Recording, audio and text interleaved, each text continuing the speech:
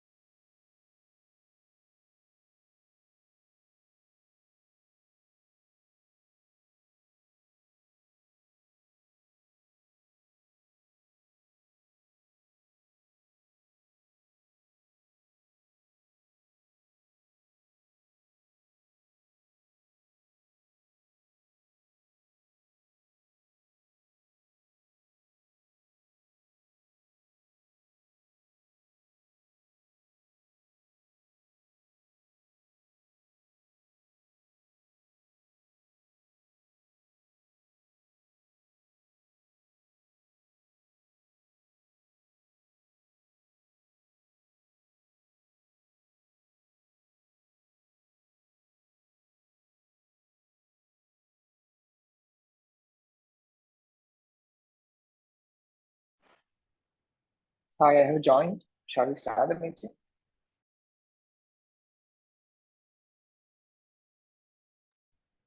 Hi, sir. Good evening. Yeah, good evening.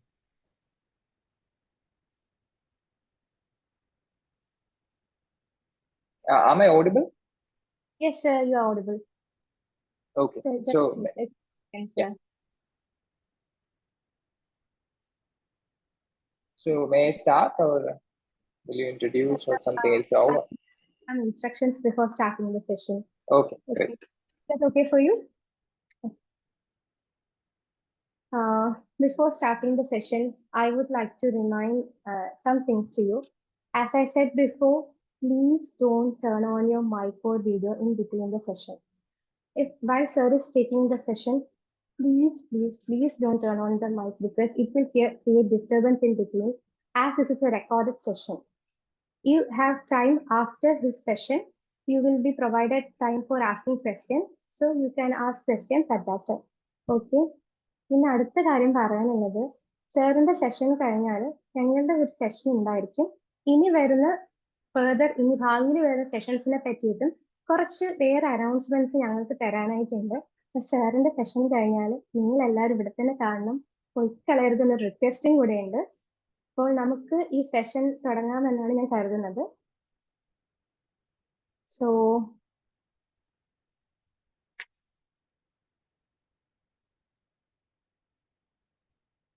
hi all, good evening. I hope you all are doing well.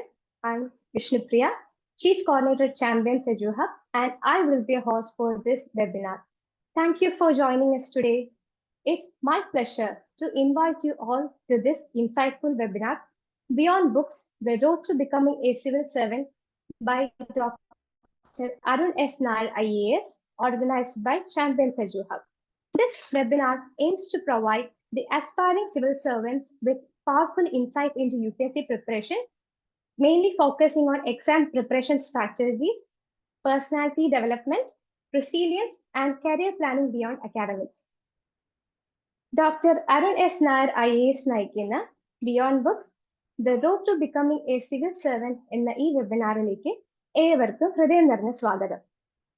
ഈ ഒരു session ആരംഭിക്കുന്നതിലേക്ക് മുൻപായി നമ്മൾക്ക് ഏവർക്കും പ്രിയങ്കരനായ യശശരീരനായ മുൻ രാഷ്ട്രപതി ഡോക്ടർ APJ അബ്ദുൽ കലാം സാറിന്റെ പ്രശസ്തമായ ഒരു വാചകത്തിലൂടെ ആരംഭിക്കാനാണ് ഞാൻ ആഗ്രഹിക്കുന്നത്. അത് വേറെ ഒന്നുമല്ല, നിങ്ങൾക്ക് ഒരു സൂര്യനെ പോൽ തിളങ്ങണം എന്ന ആഗ്രഹമുണ്ടെങ്കിൽ ആദ്യം നിങ്ങൾ ഒരു സൂര്യനായി കത്തിജ്വലിക്കുക. ഈ വാചകത്തെ അന്വർത്ഥമാക്കും വിധം സ്വപ്രയത്നം കൊണ്ട് ഒരു സൂര്യനായി തിളങ്ങി നിൽക്കുന്ന ഒരു വിശിഷ്ട വ്യക്തിയാണ് നമ്മോടൊപ്പം ഇന്നുള്ളത്. അത് വേറെ ആരും തന്നെയല്ല, നമ്മൾക്ക് ഏവർക്കും പ്രിയങ്കരനായ doctor Arun S Nair IAS ആണ്. പഠനത്തിലും പാഠ്യേതര വിഷയങ്ങളിലും ഒരുപോലെ സമർത്ഥനായ അദ്ദേഹം കേരള മെഡിക്കൽ എൻട്രൻസിൽ 4ാം റാങ്ക് കരസ്ഥമാക്കി തിരുവനന്തപുരം മെഡിക്കൽ കോളേജിൽ നിന്നും ഗോൾഡ് മെഡലോട് കൂടി തന്റെ മെഡിക്കൽ വിദ്യാഭ്യാസം പൂർത്തിയാക്കുകയും ശേഷം തന്റെ 2ാമത്തെ ശ്രമത്തിൽ തന്നെ സിവിൽ സർവീസസിൽ 55ാം റാങ്ക് നേടി കേരള കേഡർ ഉദ്യോഗസ്ഥനായി നിയമിതനാകുകയും ചെയ്തു. ഇടുക്കി സബ് കളക്ടറായും ശബരിമല ADM-ആയും മികവുറ്റ പ്രവർത്തനം കാഴ്ചവെച്ച് നമ്മൾക്ക് ഏവർക്കും സുപരിചിതനായ അദ്ദേഹം നിലവിൽ എൻട്രൻസ് കമ്മീഷണറായും സാമൂഹിക നീതി വകുപ്പിന്റെയും Kerala state remote sensing and environment സെന്ററിന്റെയും ഡയറക്ടറായാണ് സേവനം അനുഷ്ഠിച്ചു വരുന്നത്. തന്റെ സൗമ്യതയാർന്ന പെരുമാറ്റത്തിലൂടെയും പ്രവർത്തന മികവിലൂടെയും നമ്മൾക്ക് ഏവർക്കും പ്രിയങ്കരനായ അദ്ദേഹം ഔദ്യോഗിക ജീവിതത്തിന്റെ 5ാം വർഷം പൂർത്തിയാക്കുമ്പോൾ ഒരു ഡോക്ടറായും സിവിൽ സർവീസ് ഉദ്യോഗാർത്ഥിയായും സിവിൽ സർവീസ് ഉദ്യോഗസ്ഥനായും ഈ കാലയളവിൽ സമ്പാദിച്ച അനുഭവ സമ്പത്ത് നമ്മൾക്ക് ഏവർക്കുമായി പങ്കുവയ്ക്കുവാനായി എത്രയും ബഹുമാനത്തോടും സ്നേഹത്തോടും ചാമ്പ്യൻസ് EduHubന്റെ പേരിലും എന്റെ പേരിലും ഇന്ന് ഈ പരിപാടിയിൽ സംബന്ധിച്ചിട്ടുള്ള എല്ലാ ഉദ്യോഗാർത്ഥികളുടെ പേരിലും പ്രിയപ്പെട്ട doctor Arun S Nair IAS സാറിനെ ഞാൻ ഈ വെബിനാറിലേക്ക് സ്വാഗതം ചെയ്യുന്നു. We welcome you sir. Please take over the session. Thank you. Thank you. ഞാൻ ഓഡിബിൾ അല്ലേ? യെസ് സർ, ഓഡിബിൾ ആണ്. ഓക്കെ. ഇൻ ബിറ്റ്വീൻ എന്തെങ്കിലും കണക്ടിവിറ്റി ഇഷ്യൂ, ഓഡിയോ ഇഷ്യൂ എന്തെങ്കിലും വരികയാണെങ്കിൽ just remind me. Okay. Yeah, I will let you know sir. No issues. അപ്പോ thank you champions EduHub ഇങ്ങനെ ഒരു അവസരം തന്നതിന്. ഇപ്പോ ഇവിടെ സൂചിപ്പിച്ചതുപോലെ തന്നെ സിവിൽ സർവീസ് എന്ന് പറയുന്നത് നമ്മുടെ കുട്ടികൾക്കിടയിൽ, പ്രത്യേകിച്ച് ഒരു യങ് ജനറേഷന്റെ ഇടയ്ക്ക് ഒരു വലിയ പ്രാധാന്യം അർഹിക്കുന്ന ഒരു കരിയർ ഓപ്ഷനായി മാറിക്കൊണ്ടിരിക്കുന്ന ഒരു സമയത്താണ് നമ്മളെല്ലാവരും നിൽക്കുന്നത്. അപ്പൊ എനിക്ക് തോന്നുന്നു ഇവിടെ ഒരു പാർട്ടിസിപ്പൻസ് ആയിട്ട് ഒരു 40-ലധികം ആൾക്കാരുണ്ട്. അവരും സിവിൽ സർവീസ് എന്ന് പറയുന്ന ഒരു സ്വപ്നം എവിടെയെങ്കിലും ഒക്കെ ആലോചിച്ചിട്ടുള്ള ആൾക്കാരായിരിക്കാം. എനിക്ക് തോന്നുന്നത് ഈ പാർട്ടിസിപ്പൻസ് കൂടുതലും ആൾക്കാരും സിവിൽ സർവീസ് എന്ന് പറയുന്ന ഒരു കരിയർ ഓപ്ഷൻ പുതുതായിട്ട് വരുന്ന ആൾക്കാരാണ്. അതായത് പല ഭാഗങ്ങളിൽ നിന്ന് ഈ ഒരു കരിയർ ഓപ്ഷൻ കേട്ട് അതിന്റെ ഒരു പ്രിപ്പറേഷന്റെ തുടക്കത്തിലോ അല്ലെങ്കിൽ പ്രിപ്പറേഷൻ ചെയ്യാൻ ആഗ്രഹിക്കുന്നതോ ആയിട്ടുള്ള ആൾക്കാരായിരിക്കും കൂടുതലായിട്ടും ഈ പാർട്ടിസിപ്പൻസിന്റെ ഇടയിൽ ഉണ്ടാവുക. അപ്പോ അവരെ ലക്ഷ്യം വെച്ചിട്ടാണ് ഞാനിവിടെ sir, excuse me, voice break ആവുന്നുണ്ട് സർ. ഒരു കോർ പ്രിപ്പറേഷൻ സ്ട്രാറ്റജിയെ പറ്റിയോ അല്ലെങ്കിൽ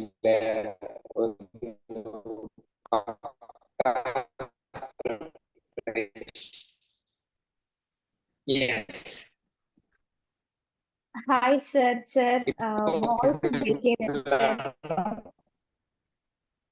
ഇല്ല സർ, ഇപ്പോഴും വോയിസ് ബ്രേക്ക് ചെയ്യുന്നുണ്ട് നന്നായിട്ട്. വീഡിയോ സ്റ്റക്ക് ആണ്.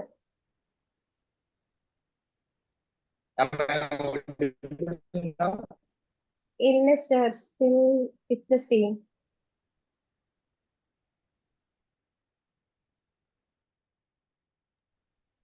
Am I audible? Now you're audible, sir. Please carry on. Okay, 1 second. I got a call. Maybe that's because of that.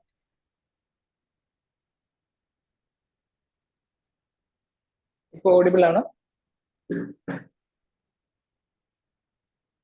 Am I audible now? ഇപ്പൊ clear ആണ് sir. ഇപ്പൊ clear ആണ്. Okay. Okay. Yeah, you're audible, but the video is still അപ്പോ stuck, sir. okay. I think some connectivity issues there. I received a call maybe because of that. So, അപ്പോ ഞാൻ പറഞ്ഞു വന്നത് civil സർവീസിന്റെ ഏറ്റവും തുടക്കക്കാരായിട്ടുള്ള ആൾക്കാരാണ് കൂടുതലും ഇതിൽ പാർട്ടിസിപ്പൻസ് ആയിട്ടുണ്ട് എന്നാണ് എന്റെ വിശ്വാസം.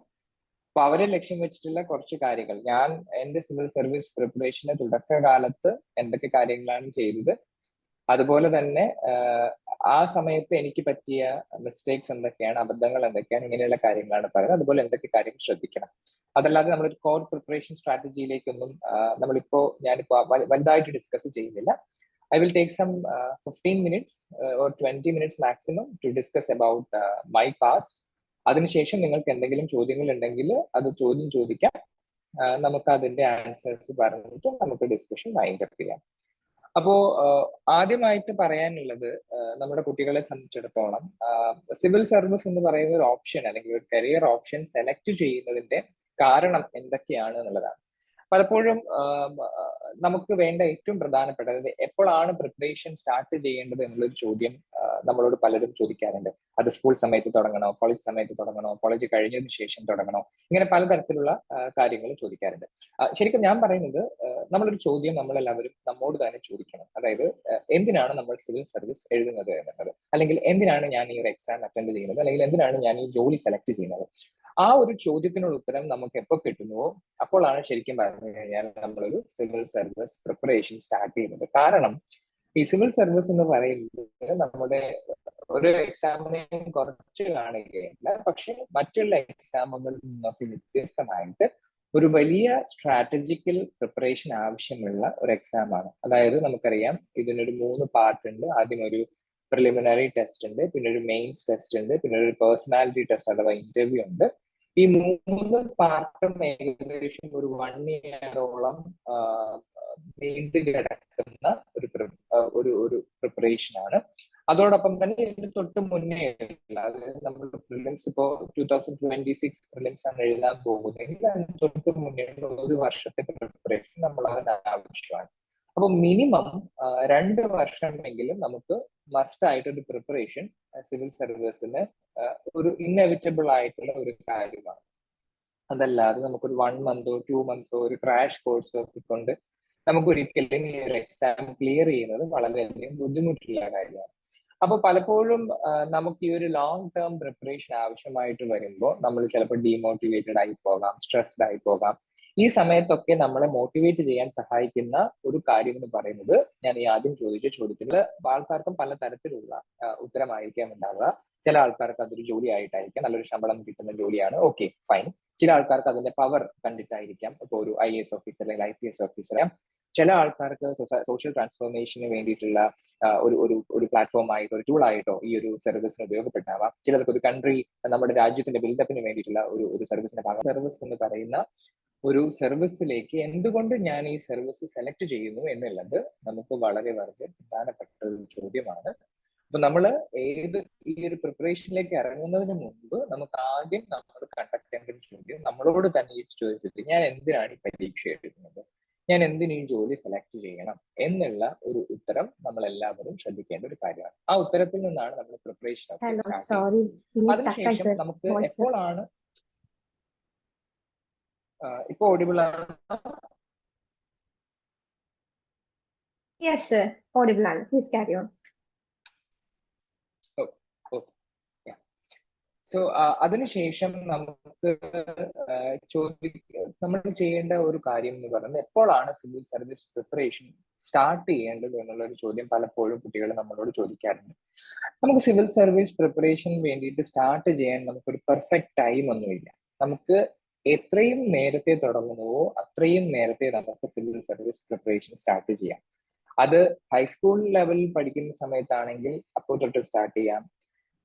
നമ്മുടെ കോളേജ് ലെവലിലാണെങ്കിൽ അപ്പോൾ തൊട്ട് സ്റ്റാർട്ട് ചെയ്യാം. കോളേജ് കഴിഞ്ഞിട്ടാണെങ്കിൽ അപ്പോൾ തൊട്ട് സ്റ്റാർട്ട് ചെയ്യാം.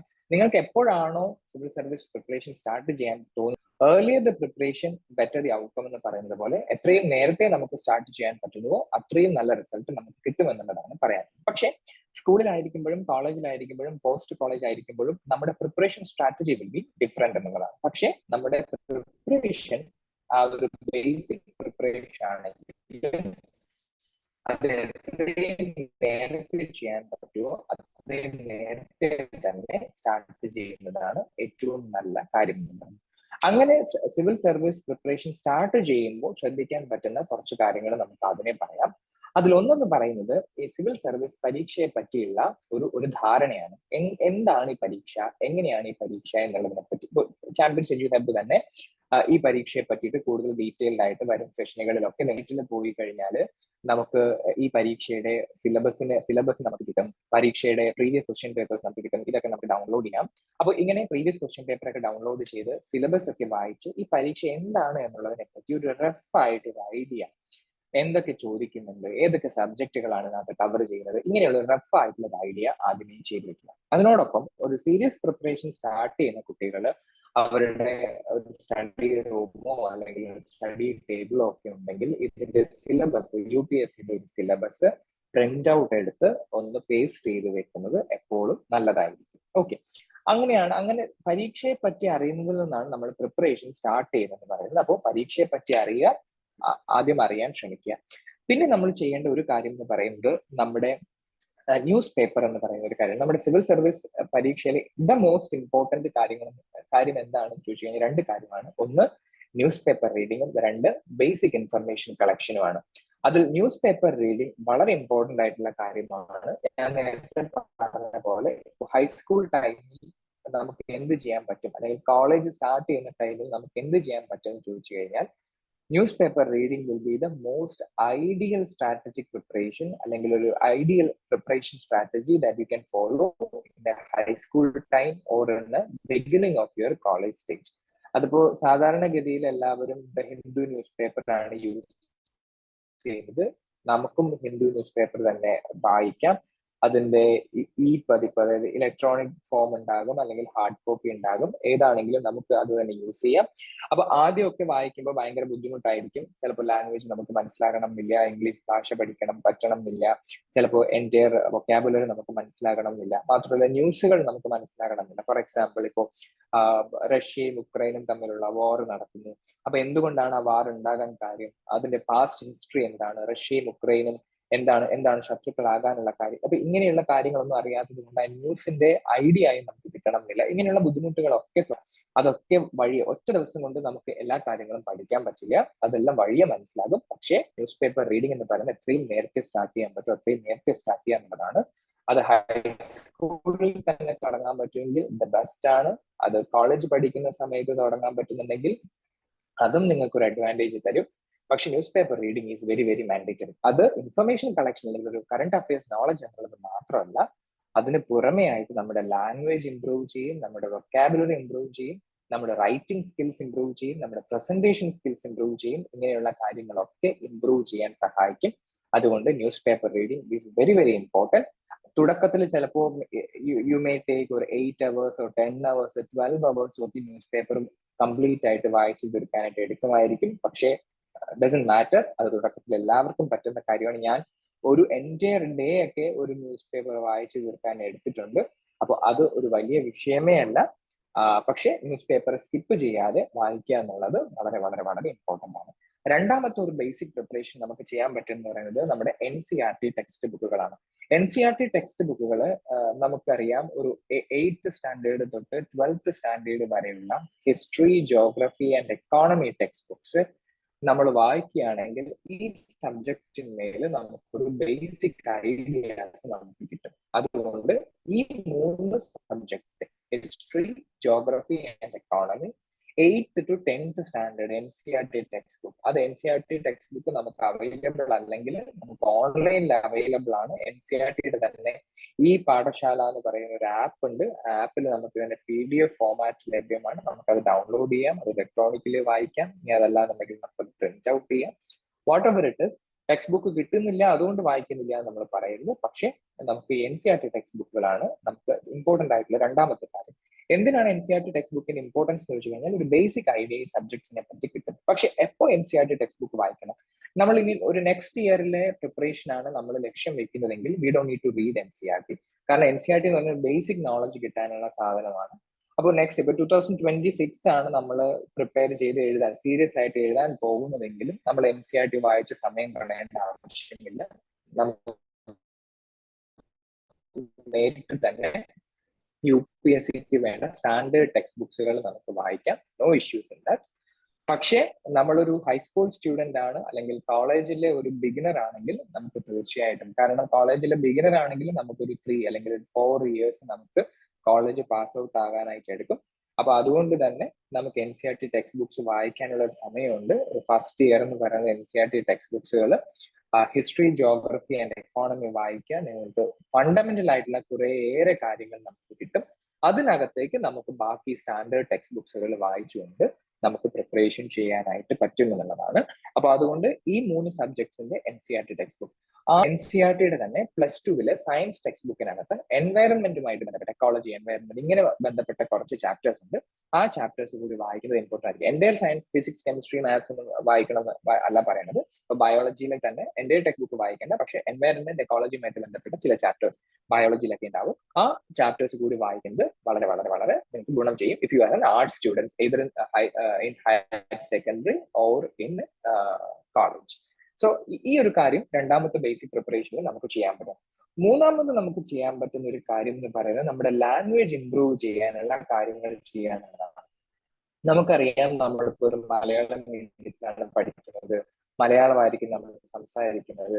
പക്ഷേ മലയാളം ഓഫ്കോഴ്സ് മലയാളം സംസാരിക്കുന്ന ഒരാൾക്ക് സിവിൽ സർവീസ് കിട്ടാതിരിക്കാൻ യാതൊരു ബുദ്ധിമുട്ടും ഇല്ല. ഞാൻ മലയാളം മീഡിയത്തിൽ പഠിച്ച ഒരാളാണ്.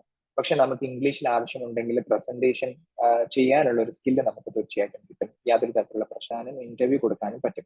നമ്മൾ മനസ്സിലാക്കേണ്ട ഒരു കാര്യം എന്ന് പറയുന്നത്, സിവിൽ സർവീസ് എന്ന് പറയുന്ന ഒരു ജോലി, ഒരു IAS ഓഫീസറോ അല്ലെങ്കിൽ IPS ഓഫീസറോ IFS ഓഫീസറോ ആകുന്നത് നമ്മുടെ ഏതെങ്കിലും ഒരു കേരളത്തിന്റെയോ അല്ലെങ്കിൽ ഏതെങ്കിലും ഒരു ജില്ലയുടെയോ മാത്രം ഓഫീസറായിട്ട് ഇരിക്കാനല്ല. നാളെ നിങ്ങളുടെ കരിയറിൽ പ്രൊമോഷൻ കിട്ടുമ്പോഴത്തേക്ക് നിങ്ങൾ സംസ്ഥാനത്തിന്റെ വലിയ ഓഫീസേഴ്സ് ആയിട്ട് മാറും, ചിലപ്പോൾ ഗവൺമെന്റ് ഓഫ് ഇന്ത്യയുടെ വലിയ ഓഫീസേഴ്സ് ആയിട്ട് മാറും. ഇന്ത്യയെ റെപ്രസെന്റ് ചെയ്ത് നിങ്ങൾ ചിലപ്പോൾ മറ്റു രാജ്യങ്ങളിൽ പോകേണ്ടതായിട്ട് വരും, ഇന്ത്യയെ റെപ്രസെന്റ് ചെയ്ത് മറ്റു രാജ്യങ്ങളിൽ സംസാരിക്കേണ്ടതായിട്ട് വരും. ഇങ്ങനെയുള്ള സിറ്റുവേഷൻസ് ഒക്കെ വരുമ്പോൾ നമ്മുടെ ലാംഗ്വേജും നമ്മുടെ പ്രസന്റേഷൻ സ്കില്ലും ഒക്കെ വളരെ ഇമ്പോർട്ടന്റ് ആണ്. അവിടെ നമ്മൾ ആ സമയത്ത് നമ്മുടെ രാജ്യത്തെ റെപ്രസെന്റ് ചെയ്ത് നമ്മൾ പുറത്തേക്ക് പോയി സംസാരിക്കുമ്പോൾ അവിടെ നമുക്ക് ഇംഗ്ലീഷ് അറിയില്ല, അല്ലെങ്കിൽ നമുക്ക് സംസാരിക്കാൻ പേടിയാണ്, ഇങ്ങനെയുള്ള കാര്യങ്ങൾ പറയുന്നത് ഒരിക്കലും അവിടെ വാലിഡ് ആയിട്ടുള്ള ഒരു ആർഗ്യുമെന്റ് അല്ല. അത് നമ്മളെ പേഴ്സണലി അല്ല, നമ്മുടെ കൺട്രിയിൽ തന്നെ എംബറാസ് ചെയ്യുന്ന തരത്തിലുള്ള ഒരു കാര്യമായിരിക്കും. അപ്പൊ തീർച്ചയായിട്ടും നമ്മുടെ ലാംഗ്വേജ് ഇതിന്റെ കൂട്ടത്തിൽ ഇംപ്രൂവ് ചെയ്യേണ്ടതായിട്ടുണ്ട്. അപ്പോൾ എഗെയിൻ ഞാൻ പറയുന്നു, ഒരു ഹൈസ്കൂൾ സ്റ്റുഡന്റ് ആണ് അല്ലെങ്കിൽ ഒരു ഹയർ സെക്കൻഡറി സ്റ്റുഡന്റ് ആണ് അല്ലെങ്കിൽ കോളേജിൽ ഒരു ബിഗിനർ ആണെങ്കിൽ തീർച്ചയായിട്ടും ലാംഗ്വേജ് ഇംപ്രൂവ് ചെയ്യാനുള്ള ഒരു പോസിബിലിറ്റി അല്ലെങ്കിൽ ഒരു ടൈം ഗ്യാപ്പ് നിങ്ങൾക്ക് തീർച്ചയായിട്ടും ഉണ്ട്. പക്ഷേ അടുത്ത വർഷം ഇപ്പോൾ 2026 പരീക്ഷ എഴുതാൻ പോകുന്ന ഒരു കുട്ടിയാണെങ്കിൽ ഒരു പക്ഷെ അത്രയ്ക്ക് ടൈം ഗ്യാപ്പ് നമുക്ക് കിട്ടണമെന്നില്ല. പക്ഷെ ഒരു ഹൈസ്കൂൾക്കാരൻ അല്ലെങ്കിൽ ഒരു ഹൈസ്കൂൾക്കാരി അല്ലെങ്കിൽ കോളേജിലെ ഒരു ബിഗിനർ ആയിട്ടുള്ള ആളാണെങ്കിൽ തീർച്ചയായിട്ടും ലാംഗ്വേജ് ഇംപ്രൂവ് ചെയ്യാനുള്ള ഒരു സമയമുണ്ട്. അതിന് ചെറിയ ചെറിയ കാര്യങ്ങൾ ചെയ്താൽ മതി. ഒന്ന്, നമ്മൾ മനസ്സിലാക്കേണ്ട ഒരു കാര്യം, ഇംഗ്ലീഷ് എന്ന് പറയുന്നത് ഒരു ബാലികല തേറാമാലയല്ല, നമുക്ക് കൈകാര്യം ചെയ്യാൻ പറ്റുന്ന ഒരു സബ്ജക്റ്റ് ആണ്. അവിടെ നമ്മൾ ഇംഗ്ലീഷ് സംസാരിക്കുമ്പോൾ നമ്മൾ പേടി കൂടാതെ സംസാരിക്കാൻ ശ്രദ്ധിക്കണം എന്ന് മാത്രമേ ഉള്ളൂ. അതല്ലാതെ ഇംഗ്ലീഷിനകത്തുള്ള ഗ്രാമറോ അല്ലെങ്കിൽ ഗ്രാമാറ്റിക് ആയിട്ടുള്ള എറേഴ്സോ ഫ്രേസസോ അല്ലെങ്കിൽ വലിയ നമ്മുടെ മനസ്സിലുള്ള ഒരു ഐഡിയ നമുക്ക് പുറത്തേക്ക് കൺവേ ചെയ്യാനുള്ള ഒരു ടൂൾ ആയിട്ട് മാത്രം നമ്മുടെ ഇംഗ്ലീഷ് എന്ന് പറയുന്ന ലാംഗ്വേജിനെ യൂസ് ചെയ്യുന്നു. അത് ആദ്യം തുടക്കത്തിൽ സംസാരിക്കുമ്പോൾ കുറെ തെറ്റുകുറ്റങ്ങളൊക്കെ വരും, കുഴപ്പമില്ല. ആ തെറ്റുകുറ്റങ്ങൾ വെച്ചിട്ട് നമ്മൾ സംസാരം നിർത്തരുന്നുള്ളതാണ്. അപ്പൊ സംസാരിച്ച് തന്നെ പഠിക്കണം എന്നതാണ് ഏറ്റവും പ്രധാനപ്പെട്ട കാര്യം. അതിനുവേണ്ടി നിങ്ങൾക്ക് ഒരു പിയർ സർക്കിൾ ഉണ്ടാക്കാം, നിങ്ങളുടെ ഫ്രണ്ട്സുമായിട്ട് വേണമെങ്കിൽ സംസാരിക്കാം. ഇനി അതെല്ലാം എന്നുണ്ടെങ്കിൽ നിങ്ങൾക്ക് നിങ്ങളുടെ മൊബൈൽ ഫോണിൽ വീഡിയോ റെക്കോർഡ് ചെയ്ത് നിങ്ങൾക്ക് സംസാരിച്ച് നോക്കാം. എല്ലാ ദിവസവും 5-10 മിനിറ്റ് നിങ്ങൾക്ക് മൊബൈലിൽ റെക്കോർഡ് ചെയ്ത് നിങ്ങളുടെ ഇംഗ്ലീഷ് ഒരു സ്പീച്ച് ആയിട്ടോ അല്ലെങ്കിൽ ഒരു പാരഗ്രാഫ് ആയിട്ട് നിങ്ങൾക്ക് വേണമെങ്കിൽ സംസാരിച്ചു നോക്കാം, മിറർ നോക്കി സംസാരിച്ചു നോക്കാം. ഇങ്ങനെ ഏത് തരത്തിലുള്ള ഫോർമാറ്റിലാണെങ്കിലും ശരി, ഹലോ സർ, നമുക്ക് ലാംഗ്വേജ് ഇംപ്രൂവ് ചെയ്യാനുള്ള ഒരു എക്സസൈസ് നിങ്ങളുടെ ഭാഗത്തു നിന്നുണ്ടാകണം. Newspaper reading of course നിങ്ങളുടെ ലാംഗ്വേജ് ഇംപ്രൂവ് ചെയ്യാനുള്ള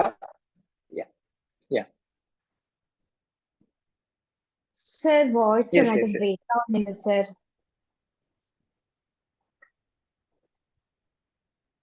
ഹലോ ഹലോ സർ.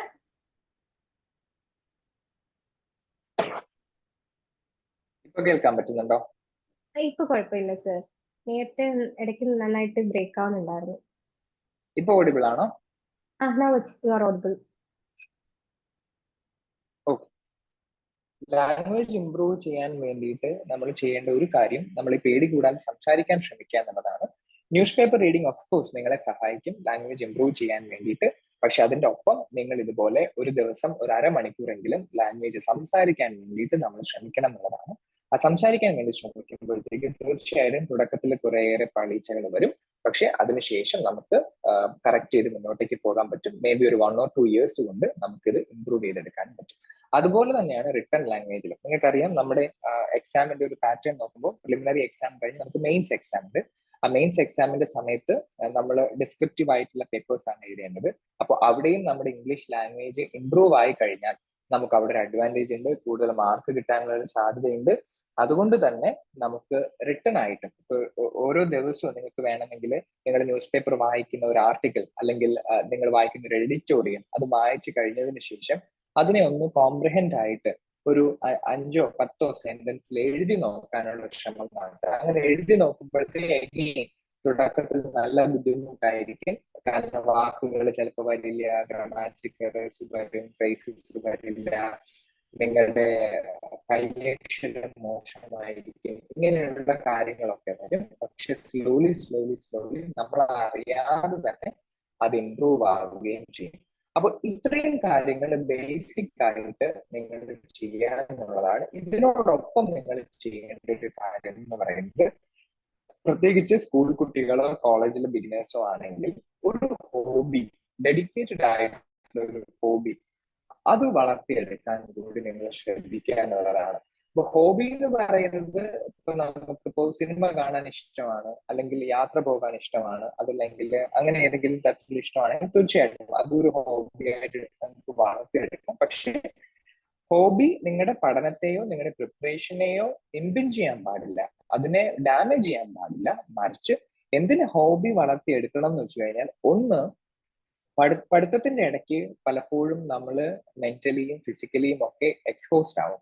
അങ്ങനെ എക്സ്പോഷനിലേക്ക് പോകുമ്പോൾ നിങ്ങൾക്ക് ഏതെങ്കിലും തരത്തിലുള്ള ഒരു എനർജി അല്ലെങ്കിൽ ഒരു റീചാർജ് കിട്ടണമെങ്കിൽ തീർച്ചയായിട്ടും നമുക്കൊരു ഹോബി വേണം. അപ്പൊ അങ്ങനെ ഒരു ഹോബി വളർത്തിയെടുക്കാൻ, മേ ബി അതൊരു പാട്ട് പാടുന്ന, അങ്ങനെ ഒരു കാര്യം നമ്മൾ വളർത്തിയെടുക്കാൻ ശ്രമിക്കുക. അതോടൊപ്പം തന്നെ നമ്മൾ ഡെഡിക്കേറ്റഡ് ആയിട്ട് ഒരു ഹോബി ചെയ്യുകയാണെങ്കിൽ ഓട്ടോമാറ്റിക്കലി നമ്മുടെ തോട്ട് പ്രോസസ്സും നമ്മുടെ മെന്റൽ വെൽബീയിങ്ങും ഇംപ്രൂവ് ആവുകയും നമുക്കൊരു അറ്റൻഷൻ ഡെഫിസിറ്റ് കുറയുകയും നമ്മുടെ ഫോക്കസിങ് ഇംപ്രൂവ് ആവുകയും ഒക്കെ ചെയ്യും. അപ്പൊ അതുകൊണ്ട് സ്കൂളിലോ കോളേജിലോ പഠിക്കുന്ന സമയത്ത് തന്നെ ഒരു ഡെഡിക്കേറ്റഡ് ആയിട്ടുള്ള ഒരു ഹോബി കൂടി വളർത്തിയെടുക്കാൻ ശ്രമിക്കുക. പ്രിപ്പറേഷനോടൊപ്പം അത് മുന്നോട്ടേക്ക് കൊണ്ടുപോകാൻ ശ്രമിക്കുക. അങ്ങനെയൊക്കെയാണ് നമ്മൾ സ്ട്രെസ് ബാലൻസ് പലപ്പോഴും ചെയ്യുന്നത്. പലപ്പോഴും കുട്ടികൾ ചോദിക്കാറുണ്ട് എങ്ങനെയാണ് സ്ട്രെസ് ബാലൻസ് ചെയ്യുന്നതെന്നൊക്കെ. അപ്പോൾ സ്ട്രെസ് ബാലൻസ് ചെയ്യാൻ പറ്റുന്ന ഏറ്റവും നല്ല ഒരു സ്ട്രാറ്റജി എന്ന് പറയുന്നത്, നമുക്ക് ഇഷ്ടമുള്ള ഒരു കാര്യം, അത് 5, 10, 15, 20 മിനിറ്റ് മതി, അല്ലെങ്കിൽ 2 മണിക്കൂർ 3 മണിക്കൂർ ചെയ്യണമെന്നല്ല.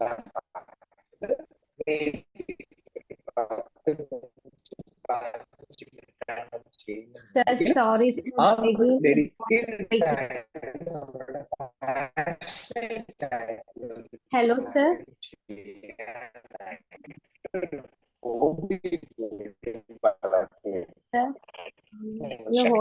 ഇത്രയും കാര്യങ്ങൾ ബേസിക് കോളേജിലേക്കാണ് എത്തുന്നതെങ്കിൽ നമുക്കറിയാം, നമ്മുടെ മെയിൻസ് പരീക്ഷ വരുമ്പോൾ ജനറൽ സ്റ്റഡി സബ്ജക്റ്റിനോടൊപ്പം നമുക്കൊരു ഓപ്ഷണൽ സബ്ജക്ട് ഉണ്ട്. 10-20 ചെയ്യണമെന്നുള്ളത് നമുക്ക് വേണം. ഇപ്പൊ കേൾക്കുന്നുണ്ടോ? ഇപ്പൊ കുഴപ്പമില്ല സർ, നേരത്തെ ഇടയ്ക്ക് നന്നായിട്ട് ബ്രേക്ക് ആയിട്ടുണ്ടായിരുന്നു. ഇപ്പൊ ഓഡിബിൾ ആണോ? Now you are audible. Yeah. So നമുക്ക് കോളേജിൽ പഠിക്കുന്ന സമയത്ത് നമുക്ക് ചെയ്യാൻ പറ്റുന്ന ഒരു കാര്യം നമ്മുടെ ഓപ്ഷണൽ സബ്ജക്ട് കൂടി സെലക്ട് ചെയ്യുക എന്നുള്ളതാണ്. പ്രത്യേകിച്ച് ഓപ്ഷണൽ സബ്ജക്ട് എങ്ങനെ സെലക്ട് ചെയ്യാമെന്നുള്ളതിനെ പറ്റി ഒരു ബ്രീഫ് ആയിട്ടൊരു ഐഡിയ പറയാം. നമുക്കറിയാം, ഇപ്പോൾ നിങ്ങൾ UPSCയുടെ സൈറ്റിൽ കയറിയിട്ട് നിങ്ങൾ നോക്കിക്കഴിഞ്ഞാൽ നിങ്ങൾക്ക് ഒരു 24-25 ഓപ്ഷണൽ സബ്ജക്റ്റിന്റെ ഒരു വലിയ ലിസ്റ്റ് കാണാം. അപ്പൊ ഇതിൽ ഏത് ഓപ്ഷണൽ സബ്ജക്ട് സെലക്ട് ചെയ്യണം എന്നുള്ളത് നമുക്ക് എപ്പോഴും കൺഫ്യൂസിംഗ് ആണ്. അപ്പോ കോളേജിൽ പഠിക്കുന്ന സബ്ജക്റ്റുമായിട്ട് റിലേറ്റ് ചെയ്ത് നിൽക്കുന്ന സബ്ജക്റ്റ് ആണെങ്കിൽ നമുക്ക് എളുപ്പമാണ്. കോളേജിൽ കുറെ കാര്യങ്ങൾ നമ്മൾ പഠിക്കുന്നുണ്ടാകും, അതിന്റെ കൂടെ UPSC സിലബസ് അനുസരിച്ച് കുറച്ച് ആഡ് ഓൺസും കൂടി ചെയ്താൽ മതിയാണ്. അപ്പോൾ ആ ഒരു കാര്യം നിങ്ങൾ നോക്കുക, കോളേജിൽ പഠിക്കുന്ന സബ്ജക്റ്റുമായിട്ട് റിലേറ്റീവ് ആയിട്ടുള്ള ഏതെങ്കിലും സബ്ജക്റ്റുകൾ പോസിബിൾ ആണ്. രണ്ട്, നമുക്ക് കോച്ചിങ്ങുകൾ അവൈലബിൾ ആയിട്ടുള്ള ഓപ്ഷണൽ സബ്ജക്റ്റുകൾ ഏതൊക്കെയാണെന്ന്. എല്ലാ സബ്ജക്റ്റിനും ഒരു പക്ഷേ കോച്ചിങ്ങിന് അവൈലബിൾ ആകണമെന്നില്ല. ഫോർ എക്സാമ്പിൾ ഞാൻ എടുത്തിട്ടുള്ളത് മെഡിക്കൽ സയൻസ് ആയിരുന്നു. മെഡിക്കൽ സയൻസിന് ശരിക്കും പറഞ്ഞാൽ കോച്ചിങ്ങുകൾ വളരെ റെയർ ആയിട്ടാണ് അവൈലബിൾ ആയിട്ടുള്ളത്. അല്ലെങ്കിൽ അതുപോലെ ഇപ്പൊ എഞ്ചിനീയറിംഗ് സബ്ജക്റ്റുകൾ എടുക്കുന്നു, അതൊക്കെ കോച്ചിങ് വളരെ റെയർ ആണ്. അപ്പോൾ കോച്ചിങ് അവൈലബിൾ ആയിട്ടുള്ള ഏതെങ്കിലും, അല്ലെങ്കിൽ ഒരു മെന്റർ അല്ലെങ്കിൽ ഗൈഡൻസ് കിട്ടാൻ പറ്റുന്ന ഏതെങ്കിലും സബ്ജക്ട് ഉണ്ടെങ്കിൽ ആ സബ്ജക്ട് നിങ്ങൾ സെലക്ട് ചെയ്യാൻ ശ്രമിക്കുക. മൂന്നാമത് നമുക്ക് ചെയ്യാൻ പറ്റുന്നത് നമുക്ക് പഠിക്കാൻ ഇൻട്രസ്റ്റ് ഉള്ള സബ്ജക്ട്. അതായത് നിങ്ങൾ ഈ UPSCയുടെ സിലബസ് നോക്കുമ്പോൾ അതിനകത്ത് ഓരോ സബ്ജക്റ്റിന്റെയും സിലബസ് നിങ്ങൾക്ക് അതിനകത്ത് പ്രൊവൈഡ് ചെയ്തിരിക്കും. ഇപ്പോൾ നിങ്ങൾ ഒരു ആന്ത്രപ്പോളജി ആണ് എടുക്കാൻ പോകുന്നത്, അല്ലെങ്കിൽ സുവോളജി ആണ് എടുക്കാൻ പോകുന്നതെങ്കിൽ അതിനകത്ത് ഓരോ സബ്ജക്റ്റിന്റെയും സിലബസ് കണ്ടാകും. ആ സിലബസ് ഒന്ന് വായിച്ചു നോക്കുക, അതിന്റെ ടോപ്പിക്സ് നിങ്ങൾക്ക് പഠിക്കാൻ ഇൻട്രസ്റ്റ് ഉള്ള സബ്ജക്റ്റ് ആണോ എന്ന് നോക്കുക. ഇങ്ങനെ ഈ മൂന്ന് factor, whether it is related to your college subject, whether coaching and guidance is available, whether the subject is interested to you, ഈ മൂന്ന് പാരാമീറ്റേഴ്സും വെച്ചിട്ട് നിങ്ങൾക്ക് ഒന്ന് ഷോർട്ട് ലിസ്റ്റ് ചെയ്യാം. ഒരു 4-5 സബ്ജക്റ്റുകളെ ഷോർട്ട് ലിസ്റ്റ് ചെയ്തതിന് ശേഷം അവസാനം കോളേജിൽ പഠിക്കുന്ന 4-5 സബ്ജക്റ്റുകളെ ഷോർട്ട് ലിസ്റ്റ് ചെയ്തതിനു ശേഷം നിങ്ങൾക്ക് ഒരു പ്രൊഫഷണൽ ഹെൽപ്പ്, ഈ സബ്ജക്ട് എടുത്ത് പഠിച്ച സിവിൽ സർവീസ് അറ്റംപ്റ്റ് ചെയ്ത് ഏതെങ്കിലും ആൾക്കാരുണ്ടെങ്കിൽ അവരെ നിങ്ങൾക്ക് ഒന്ന് കോൺടാക്ട് ചെയ്യാം. എന്നിട്ട് ചോദിക്കാം, ഈ ഒരു ഓപ്ഷണൽ സബ്ജക്ട് സ്യൂട്ടബിൾ ആണോ, പഠിക്കാൻ നല്ലതാണോ, ഇസ് ഇറ്റ് ഫൈൻ എന്ന് ചോദിച്ചതിന് ശേഷം നമുക്കൊരു ഓപ്ഷണൽ സബ്ജക്റ്റിലേക്ക് വരാം. അതിൽ തന്നെ നിങ്ങളുടെ കോളേജ് സബ്ജക്റ്റ് ആണ് ഓപ്ഷണൽ സബ്ജക്റ്റ് ആയിട്ട് സെലക്ട് ചെയ്യുന്നുണ്ടെങ്കിൽ എൻറ്റയർ ഓപ്ഷണൽ പ്രിപ്പറേഷൻ ആ കോളേജ് ടൈമിൽ തന്നെ കംപ്ലീറ്റ് ചെയ്യുക എന്നുള്ളതാണ്. ഫോർ എക്സാമ്പിൾ, നിങ്ങളിപ്പോൾ സോഷ്യോളജി ആണ് കോളേജിൽ എടുക്കുന്നുണ്ടെങ്കിൽ BA sociology or MA sociology ആണ് ഓപ്ഷണൽ നിങ്ങൾ എടുക്കുന്നത്, സോഷ്യോളജി ആണ് നിങ്ങൾ ഓപ്ഷണൽ സബ്ജക്റ്റ് ആയിട്ടും എടുക്കുന്നുണ്ടെങ്കിൽ ആ എൻറ്റയർ UPSC ഓപ്ഷണൽ പ്രിപ്പറേഷൻ നിങ്ങളുടെ കോളേജിന്റെ സമയത്ത് തന്നെ കംപ്ലീറ്റ് ചെയ്യുക. അപ്പൊ അത് നിങ്ങളെ കോളേജിലും മാർക്ക് നേടാനായിട്ട് ഹെൽപ്പ് ചെയ്യും. അതുപോലെ തന്നെ നിങ്ങളെ കോളേജ് കഴിയുമ്പോഴത്തേക്ക് നിങ്ങളുടെ ഓപ്ഷണൽ സബ്ജക്ട് പ്രിപ്പറേഷൻ കംപ്ലീറ്റ് ആയിട്ടുണ്ടാവും. അപ്പൊ എന്ത് ചെയ്യാൻ പറ്റും, നമുക്ക് ബാക്കിയുള്ള സമയം ജനറൽ സ്റ്റഡീസിന് വേണ്ടിയിട്ട് നമുക്ക് കോൺട്രിബ്യൂട്ട് ചെയ്യാനും പറ്റും. അപ്പോൾ ഓപ്ഷണൽ സബ്ജക്റ്റ് നമുക്ക് ഈ കോളേജിന്റെ സമയത്ത് തന്നെ ഡിസൈഡ് ചെയ്തിട്ട് നമുക്ക് പ്രിപ്പറേഷൻ സ്റ്റാർട്ട് ചെയ്യാവുന്നതാണ്. പിന്നെ മറ്റൊരു കാര്യം ഓർക്കാനുള്ളത്, നിങ്ങളുടെ കോളേജിൽ സമയമുണ്ട് എങ്കിൽ തീർച്ചയായിട്ടും നിങ്ങൾക്ക് ഏതെങ്കിലും ഒരു കോച്ചിങ് സെന്ററിലോ, ഏത് കോച്ചിങ് സെന്റർ ആണെന്നൊന്നും ഒരിക്കലും ആരും അഡ്വൈസ് ചെയ്യില്ല. There is no perfect coaching institute also. അല്ലെങ്കിൽ ഇത്തരത്തിലുള്ള ഏതെങ്കിലും ഒരു ഗൈഡൻസ് തരുന്ന സ്ഥാപനങ്ങൾ ഉണ്ടെങ്കിൽ കോളേജിന്റെ സമയത്ത് തന്നെ നമുക്ക് ജോയിൻ ചെയ്യാം. അവർ തരുന്ന പ്രൊഫഷണൽ സീറ്റ് അല്ലെങ്കിൽ ഒരു ഗൈഡൻസ്, അവർ പറയുന്ന മെറ്റീരിയൽസ് അല്ലെങ്കിൽ അവർ പറയുന്ന ബുക്സ്, ഈ പറയുന്ന കാര്യങ്ങളൊക്കെ കോളേജ് സമയത്ത് തന്നെ നമുക്ക് വായിച്ചു തുടങ്ങാവുന്നതുമാണ്. അങ്ങനെ വായിച്ചു തുടങ്ങുന്ന ഒരു അഡ്വാൻറ്റേജ് എന്താണെന്ന് വെച്ച് കഴിഞ്ഞാൽ, കോളേജ് കഴിയുന്ന സമയമാകുമ്പോൾ ഓപ്ഷണലും കംപ്ലീറ്റ് ആകുന്നുണ്ടാകും, പേപ്പർ വായിക്കുന്നതുകൊണ്ട് തന്നെ കറണ്ട് അഫയേഴ്സും കംപ്ലീറ്റ് ആവുന്നുണ്ടാകും. അതോടൊപ്പം നിങ്ങൾക്ക് ബാക്കി സബ്ജക്റ്റിലും ഒരു റഫ് ഐഡിയ നിങ്ങൾക്ക് ഉണ്ടാകും. അപ്പൊ കോളേജ് കഴിയുമ്പോൾ നമുക്കൊരു പ്രോപ്പർ പ്രിപ്പറേഷൻ സ്റ്റാർട്ട് ചെയ്യുന്ന സമയത്ത് മറ്റുള്ള സ്റ്റുഡൻസിനേക്കാളും ഒരു വലിയ അഡ്വാൻറ്റേജ് നിങ്ങൾക്ക് കിട്ടും. നിങ്ങൾക്ക് വളരെ പെട്ടെന്ന് തന്നെ സബ്ജക്ട്സ് പഠിച്ചു തീർക്കാനും പറ്റും. അപ്പൊ ഈ മൂന്ന് കാര്യങ്ങൾ നിങ്ങളുടെ കോളേജിന്റെ സമയത്ത് നിങ്ങളൊന്ന് ശ്രദ്ധിക്കുന്നത് നല്ലതായിരിക്കും. മറ്റൊരു കാര്യം നിങ്ങളോട് പറയാനുള്ളത്, നമ്മളിപ്പോൾ സിവിൽ സർവീസ് പ്രിപ്പറേഷനിലേക്ക് വരുമ്പോൾ ഉള്ള ഒരു പ്രശ്നമാണ്, നമുക്ക് എല്ലാം പഠിച്ചിട്ട് നമ്മൾ പരീക്ഷ എഴുതാൻ പോകുമെന്നുള്ളത്. അങ്ങനെ എല്ലാം പഠിച്ചു കഴിഞ്ഞതിന് ശേഷം നമുക്ക് ഒരിക്കലും സിവിൽ സർവീസ് നമുക്ക് പഠിക്കാനോ പരീക്ഷ എഴുതാനോ പറ്റില്ല. നമുക്കറിയാം, ടോപ്പ് റാങ്ക് വരുന്ന ആൾക്കാർ പോലും 50%, 51% മാർക്ക് മാത്രമാണ് വാങ്ങുന്നത്. അതിൽ നിന്ന് മനസ്സിലാകുന്നത് അവരെല്ലാം പഠിച്ചിട്ടല്ല. അപ്പോൾ ഒരു ഐഡിയലിസം, ഞാൻ എല്ലാം പഠിക്കും, എല്ലാം പഠിച്ചിട്ട് സിവിൽ സർവീസ് എഴുതുള്ളൂ എന്നുള്ള ഒരു ഐഡിയലിസം ശരിയല്ല. അപ്പൊ അതുകൊണ്ട് തന്നെ നമുക്ക് വളരെ കുറച്ച് കാര്യങ്ങളെ നമുക്ക് പഠിക്കാൻ പറ്റൂ. കാരണം ഒരുപാട് കാര്യങ്ങൾ പഠിച്ചാൽ നമ്മൾ മറന്നു പോകും. അപ്പൊ നിങ്ങൾ ചെയ്യേണ്ട ഒരു കാര്യം, പ്രിപ്പറേഷൻ ഇറങ്ങുന്ന സമയത്ത് ഒരുപാട് കാര്യങ്ങൾ വായിക്കാനായിട്ട് നിൽക്കരുത്. സിലബസിനോട് ചേർന്ന് വളരെ കുറച്ച് കാര്യങ്ങൾ മാത്രം പഠിക്കുക. അത് വീണ്ടും വീണ്ടും വീണ്ടും റിവൈസ് ചെയ്യുക. അങ്ങനെ നിങ്ങൾ ബ്രെയിനിൽ ഓർത്തിരിക്കുക. അതല്ലാതെ ഇപ്പോൾ ഒരു സബ്ജക്ട് ഹിസ്റ്ററി പഠിക്കുന്നു, അല്ലെങ്കിൽ മോഡേൺ ഇന്ത്യൻ ഹിസ്റ്ററി പഠിക്കുന്നു, അതിന് ഒരു ബുക്ക് പഠിക്കുക, ഒന്നിൽ കൂടുതൽ ബുക്ക് പഠിക്കേണ്ട ആവശ്യമേ ഇല്ല. മോഡേൺ ഇന്ത്യൻ ഹിസ്റ്ററിയെ പറ്റി ഒരു 5 ബുക്ക് വായിച്ചു കഴിഞ്ഞാൽ 5 ബുക്കും നിങ്ങളുടെ തലയിൽ പിന്നെ നിർത്താനായിട്ട് നമുക്ക് ഒരിക്കലും പറ്റത്തില്ല. അപ്പൊ അതുകൊണ്ട് നിങ്ങൾ വളരെ കുറച്ച് മെറ്റീരിയൽസ് മാത്രം പഠിച്ച് അത് വീണ്ടും വീണ്ടും വീണ്ടും റിവൈസ് ചെയ്ത് കൂടുതൽ നന്നായിട്ട് ഓർമ്മയിൽ വെക്കാനായിട്ട് ശ്രമിക്കുക എന്നുള്ളതാണ്. എല്ലാം പഠിച്ചു തീരും അല്ലെങ്കിൽ എല്ലാം ഓർമ്മയിലാക്കും എന്നുള്ള ഒരു ഐഡിയലിസ്റ്റിക് ബിഹേവിയർ നമുക്ക് ഒരിക്കലും നല്ലതല്ല. അത് നമ്മുടെ സ്ട്രെസ്സും കൂട്ടും. കാരണം മറന്നു പോകും. നമ്മൾ കുറച്ച് കഴിയുമ്പോൾ മറന്നു പോകുമ്പോഴത്തേക്കും നമ്മുടെ സ്ട്രെസ് കൂട്ടും. ഞാൻ എല്ലാം പഠിച്ചതെല്ലാം മറന്നു പോയല്ലോ എന്നുള്ള സ്ട്രെസ് കൂടും. സ്ട്രെസ് കൂടുന്നതിനോടൊപ്പം തന്നെ പറ്റുന്ന ഒരു കാര്യം വീണ്ടും വീണ്ടും കൂടുതൽ കാര്യങ്ങൾ മറന്നു പോവുകയും ചെയ്യും സ്ട്രെസ് കൂടുമ്പോൾ. അവസാനമായിട്ട് ഒരു കാര്യം കൂടി പറയാം. നമ്മൾ പ്രിപ്പറേഷന്റെ തുടക്കത്തിൽ തന്നെ നിങ്ങൾക്ക് ചെയ്യാൻ പറ്റുന്ന ഒരു കാര്യം എന്ന് പറയുന്നത് ഏതെങ്കിലും ഒരു മോക്ക് ടെസ്റ്റ്, ഒരു മോക്ക് ടെസ്റ്റിന് ജോയിൻ ചെയ്യുക എന്നുള്ളതാണ്. അത് preliminary plus mains mock test ആണെങ്കിൽ ചിലപ്പോൾ NCERT ബേസ്ഡ് ആയിട്ടുള്ള മോക്ക് ടെസ്റ്റുകൾ ഉണ്ടാകും, അല്ലെങ്കിൽ പ്രോപ്പർ സിലബസ് ബേസ്ഡ് ആയിട്ടുള്ള മോക്ക് ടെസ്റ്റുകൾ ഉണ്ടാകും. അപ്പൊ അങ്ങനെയുള്ള ഒരു പ്രിലിമിനറി ആൻഡ് മെയിൻസ് മോക്ക് ടെസ്റ്റിൽ ജോയിൻ ചെയ്യുക എന്നുള്ളതാണ്. അത് depend upon the rate and affordability നിങ്ങൾക്ക് ജോയിൻ ചെയ്യാം. അപ്പൊ അങ്ങനെ ഒരു മോക്ക് ടെസ്റ്റിനകത്ത് ജോയിൻ ചെയ്ത് കഴിഞ്ഞാൽ നമ്മൾ പഠിക്കുന്ന കാര്യങ്ങൾ പ്രോപ്പർ ആയിട്ടാണോ പഠിക്കുന്നത്, അത് ഓർമ്മയിൽ നിൽക്കുന്നുണ്ടോ, നമ്മൾ പരീക്ഷയ്ക്ക് അത് എഴുതുമ്പോൾ എന്തൊക്കെ മിസ്റ്റേക്സ് വരുന്നുണ്ട്, ഇങ്ങനെയുള്ള കാര്യങ്ങളൊക്കെ നമുക്ക് മനസ്സിലാക്കാനായിട്ട് പറ്റും. അപ്പൊ ആ ഒരു മോക്ക് ടെസ്റ്റ് കൂടി നിങ്ങളൊന്ന് ജോയിൻ ചെയ്യുന്നത് നിങ്ങൾ ശ്രദ്ധിക്കുക. അപ്പൊ നമുക്ക് തന്നെ ഒരു സെൽഫ് ഇവാലുവേഷനിലൂടെ മുന്നോട്ടേക്ക് പോകാനായിട്ട് പറ്റും. ഇത്രയും കാര്യങ്ങളാണ് പ്രധാനമായിട്ടും പറയാനുള്ളത്. ഒന്നും കൂടി ഒന്ന് റീക്യാപ്പ് ചെയ്ത് ടച്ചിൽ പറയുകയാണെങ്കിൽ, ആദ്യം അറിയേണ്ടത് നിങ്ങൾ എന്തിന് ഈ പരീക്ഷ എഴുതുന്നു എന്നുള്ളതാണ്. രണ്ടാമത് അറിയേണ്ടത് ഈ പരീക്ഷയുടെ സിലബസും പ്രീവിയസ് ക്വസ്റ്റ്യൻ പേപ്പേഴ്സും നിങ്ങൾ അറിഞ്ഞിരിക്കണം. മൂന്നാമത് നിങ്ങൾ ന്യൂസ് പേപ്പർ വായിച്ചു തുടങ്ങണം, NCERT വായിച്ചു തുടങ്ങണം. നാലാമത് നിങ്ങൾ ബേസിക് ആയിട്ടുള്ള പ്രിപ്പറേഷൻ നിങ്ങളുടെ കോളേജ് സമയത്ത് തന്നെ സ്റ്റാർട്ട് ചെയ്യുക എന്നുള്ളതാണ്. അഞ്ചാമത് ഓപ്ഷണൽ സബ്ജക്റ്റിലെ പ്രിപ്പറേഷൻ നിങ്ങൾക്ക് കോളേജ് ടൈമിൽ തന്നെ സ്റ്റാർട്ട് ചെയ്യാം. ആറാമതായിട്ട് ചെയ്യേണ്ടത് നിങ്ങളുടെ ലാംഗ്വേജ് ഇംപ്രൂവ് ചെയ്യാനുള്ള കാര്യമാണ്. അത് റിട്ടൺ ആണെങ്കിലും ശരി, വൊക്കാബുലറി ആണെങ്കിലും ശരി, അല്ലെങ്കിൽ സംസാരിക്കുന്ന വോക്കൽ ആണെങ്കിലും ശരി, നിങ്ങളുടെ ലാംഗ്വേജ് ഇംപ്രൂവ് ചെയ്യാനുള്ള കാര്യം ശ്രദ്ധിക്കുക. ആറാമതായിട്ട് ചെയ്യേണ്ടത് നിങ്ങൾ ഇതിനോടൊപ്പം ഡെഡിക്കേറ്റഡ് ആയിട്ടുള്ള ഒരു ഹോബി കൂടി വളർത്തിക്കൊണ്ട് വരാൻ ശ്രദ്ധിക്കുക. ഏഴാമതായിട്ട് ചെയ്യേണ്ടത് നിങ്ങൾ ഒരു മോക്ക് ടെസ്റ്റിൽ ജോയിൻ ചെയ്യുക. നിങ്ങൾ പഠിക്കുന്ന കാര്യങ്ങൾ ഇവാലുവേറ്റ് ചെയ്യാനായിട്ടുള്ള ഒരു ശ്രമം നടത്തുക. ഇങ്ങനെ 1 to 7 എന്നുള്ള രീതിയിൽ ഒരു ബേസിക് പ്രിപ്പറേഷൻ സ്ട്രാറ്റജി നമുക്ക് ബിൽഡപ്പ് ചെയ്യാൻ പറ്റും. അപ്പൊ ഇങ്ങനെ ഒരു ബേസിക് പ്രിപ്പറേഷൻ നമ്മൾ മുന്നോട്ടേക്ക് പൊയ്ക്കൊണ്ടിരിക്കുകയാണെങ്കിൽ നമുക്ക് ഭയങ്കര സ്ട്രോങ് ആയിട്ടുള്ള ഒരു ബേസ് നമുക്ക് കിട്ടും. ആ ബേസിന്റെ മുകളിൽ നിന്നുകൊണ്ട് നമുക്ക് പ്രവർത്തിച്ചാൽ മതിയാകും. ആ ബേസ് വളരെ ശക്തമായിട്ടുള്ള ഒരു ബേസ് ഉണ്ടെങ്കിൽ അതിന്റെ മുകളിൽ നമുക്ക് വലിയ വലിയ വലിയ കൊട്ടാരങ്ങൾ വേണമെങ്കിൽ നമുക്ക് കെട്ടിപ്പടുക്കാൻ പറ്റും. ആൻഡ് അങ്ങനെയുള്ള കെട്ടിപ്പടുക്കുന്ന കാര്യങ്ങൾ എന്ന് പറയുന്നത് വളരെ സ്ട്രോങ് ആയിരിക്കും.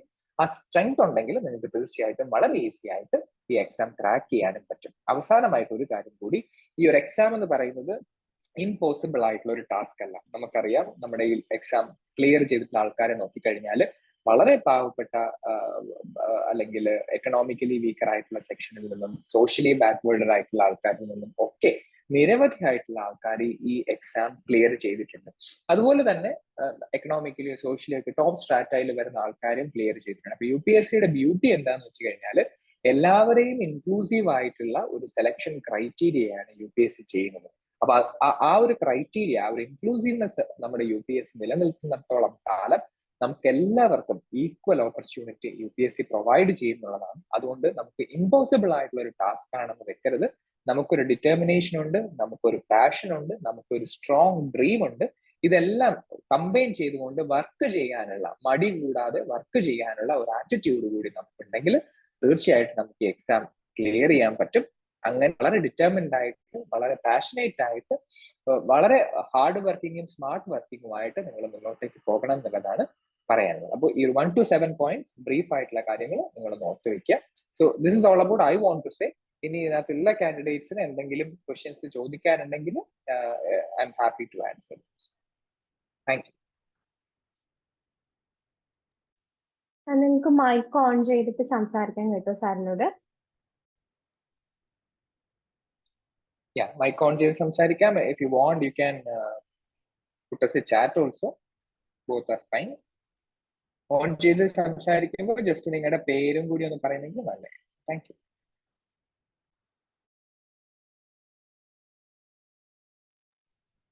Sir, I have a question. Sir, എന്റെ പേര് മുഹമ്മദ് ഹസൻ എന്നാണ്. സാറ് ഓപ്ഷണൽ ആയിട്ട് പഠിച്ചില്ലേ സാർ? സെൽഫ് സ്റ്റഡി ആയിട്ട് പഠിച്ചതല്ലേ സാർ? അപ്പൊ നേരിട്ട പ്രധാനപ്പെട്ട വെല്ലുവിളി അതുപോലെ തന്നെ ഒന്ന് റിപ്പീറ്റ് ചെയ്യാവോ ക്വസ്റ്റ്യൻ? വോയിസ് ഒന്ന് ഫീബിൾ ആയിപ്പോയി. ഒന്നും കൂടെ റിപ്പീറ്റ് ചെയ്യാവോ? സാറേ ഇപ്പൊ ഈ ഓപ്ഷണൽ ഞാനിപ്പോ സുവോളജി ഓപ്ഷണൽ ആ.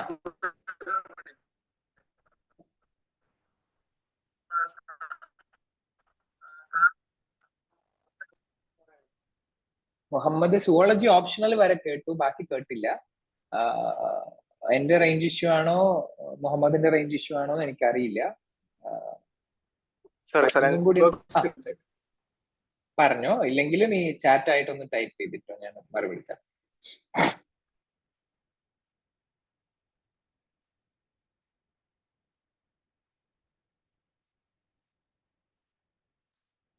Chat host and co host ആണ് കിടക്കുന്നത്. അപ്പൊ ഞാൻ ചാറ്റിൽ വരുന്ന ക്വസ്റ്റ്യൻസ് സാറിന് വായിക്കാം.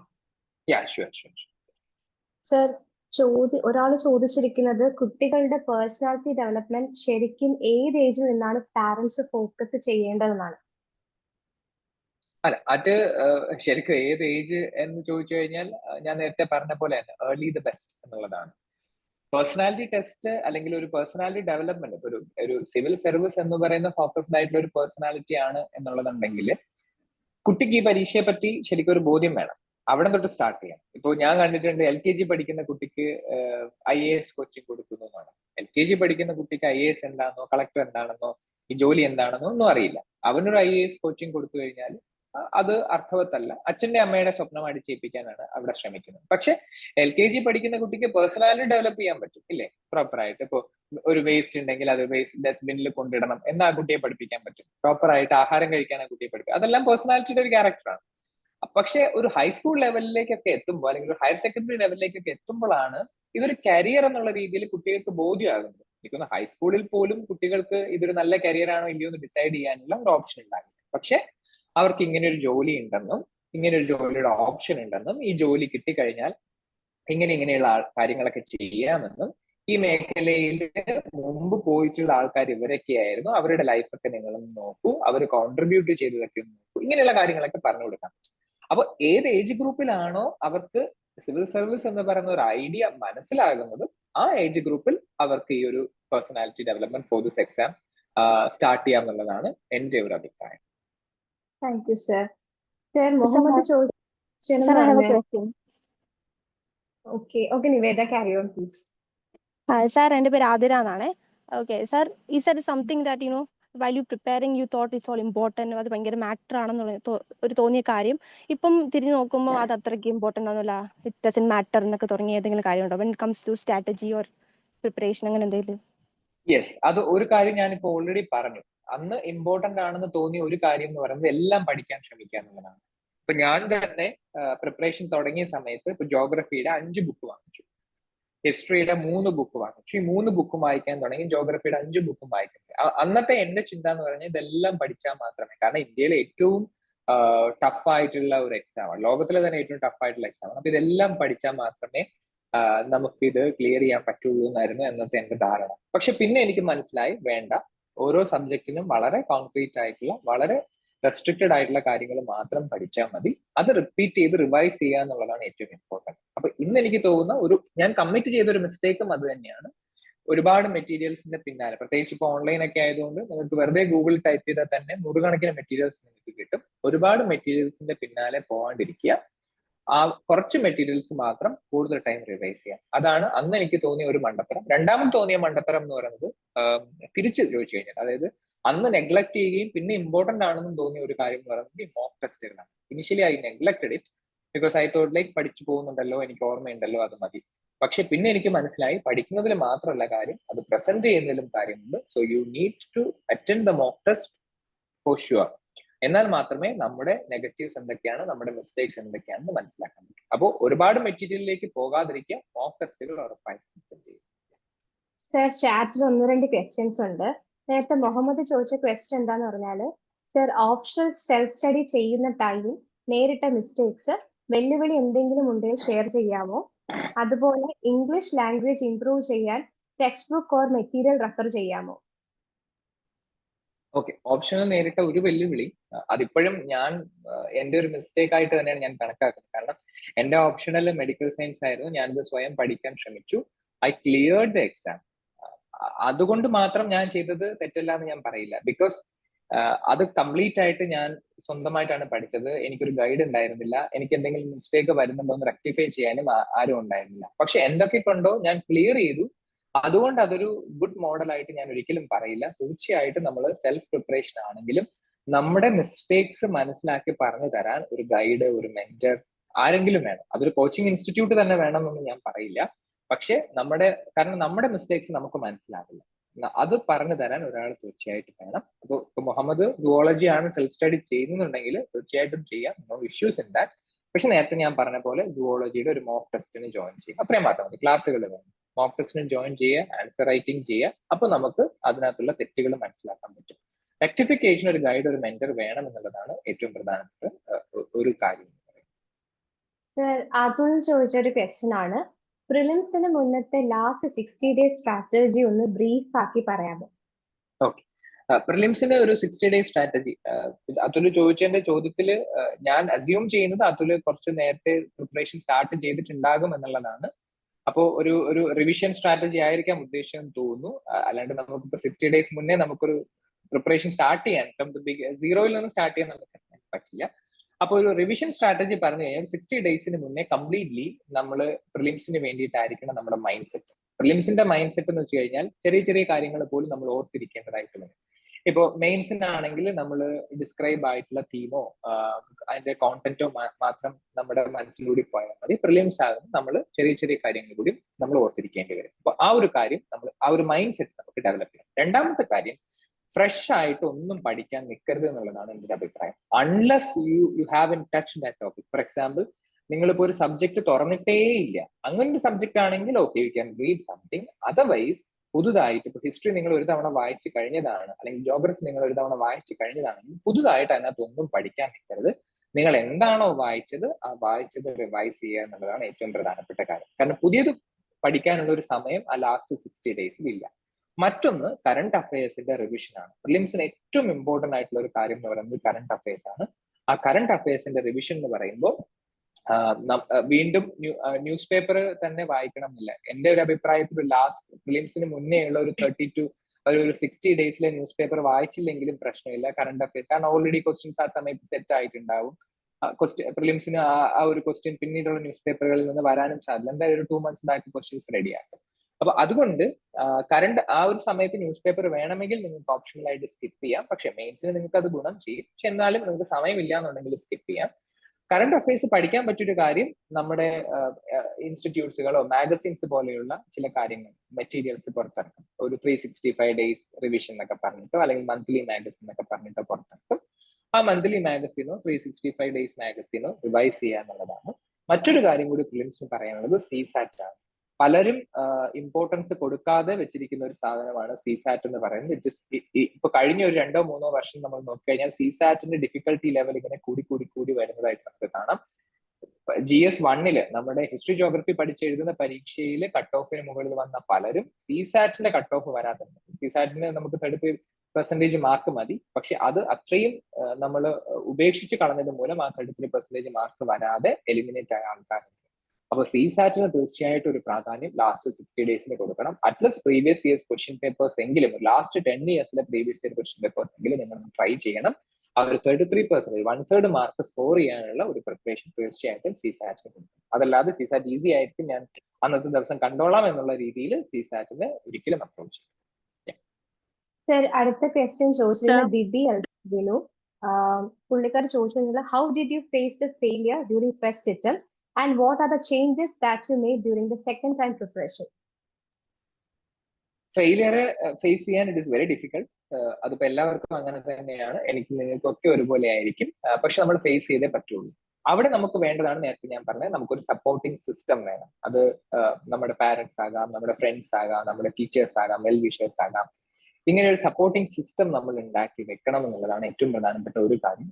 ആ സപ്പോർട്ടിങ് സിസ്റ്റം നമ്മൾ തീർച്ചയായിട്ടും നമ്മൾ ഈ ഒരു എൻ്റെ പ്രിപ്പറേഷൻ സമയത്തും വളരെ സ്ട്രോങ് ആയിട്ട് തന്നെ നമ്മളൊപ്പം കൊണ്ടുപോകണം. നമുക്ക് ഏതെങ്കിലും തരത്തിലുള്ള മെന്റൽ സ്ട്രെസ് വരുന്നു, വിഷമം വരുന്നു, ഇങ്ങനെയുള്ള ആൻസൈറ്റി വരുന്നു, ഇങ്ങനെ വരുമ്പോൾ ഈ സപ്പോർട്ടിങ് സിസ്റ്റത്തിനെ നമ്മൾ ഉപയോഗിക്കണം. നമ്മൾ കംപ്ലീറ്റ് ആയിട്ട് നമ്മളെ കൊണ്ട് ഡീൽ ചെയ്യാൻ പറ്റുമെന്നാണ്. വിഷമം വരികയാണെങ്കിൽ നിങ്ങളുടെ പാരന്റ്സിന്റെ അടുത്തോ ടീച്ചേഴ്സിന്റെ അടുത്തോ ഫ്രണ്ട്സിന്റെ അടുത്തോ നിങ്ങളത് ഷെയർ ചെയ്യുക. സ്ട്രെസ് ആണെങ്കിലും അത് ഷെയർ ചെയ്യുക. അപ്പൊ ഈ ഒരു സപ്പോർട്ടിങ് സിസ്റ്റത്തെ യൂസ് ചെയ്യുക എന്നുള്ളതാണ് ഫെയിലിയറിന്റെ ഒരു കാര്യം. രണ്ടാമത്തെ കാര്യം എന്ന് പറയുന്നത്, നമ്മുടെ മിസ്റ്റേക്സ് ഐഡന്റിഫൈ ചെയ്യാനുള്ളത്. ഞാൻ ഫസ്റ്റ് അറ്റംപ്റ്റിൽ തോറ്റപ്പോ എനിക്ക് പറ്റിയ ഒരു മിസ്റ്റേക്ക് ഞാൻ നേരത്തെ പറഞ്ഞ പോലെ, ഞാൻ അന്ന് ഒരു മോക്ക് ടെസ്റ്റും എഴുതിയിരുന്നില്ല. ഫസ്റ്റ് ടെസ്റ്റ് അറ്റംപ്റ്റ് എന്ന് പറയുന്നത് UPSCയുടെ ഒറിജിനൽ പ്രിലിംസ് ആണ്. അപ്പോൾ അവിടെ പോയിരിക്കുമ്പോൾ ഒരു മൈൻഡ് സെറ്റിനെ പറ്റി എനിക്ക് യാതൊരു തരത്തിലുള്ള ഐഡിയയും ഉണ്ടായിരുന്നില്ല എന്നുള്ളതാണ്. അപ്പോ ഒരുപാട് കുറെ കാര്യങ്ങൾ പഠിച്ചു, പക്ഷെ അത് പ്രാക്ടീസ് ചെയ്യാനായിട്ട് ഒരു സമയം ഉണ്ടായിരുന്നില്ല. അപ്പോ ഞാൻ ആ മിസ്റ്റേക്ക് സെക്കൻഡ് അറ്റംപ്റ്റിൽ കറക്റ്റ് ചെയ്തു. So use A support system, identify your mistake, correct it and go forward for the next attempt. Nivedita, you may ask your question, please.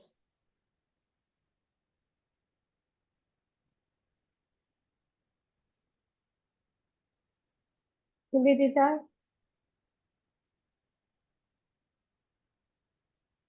No. You are not audible.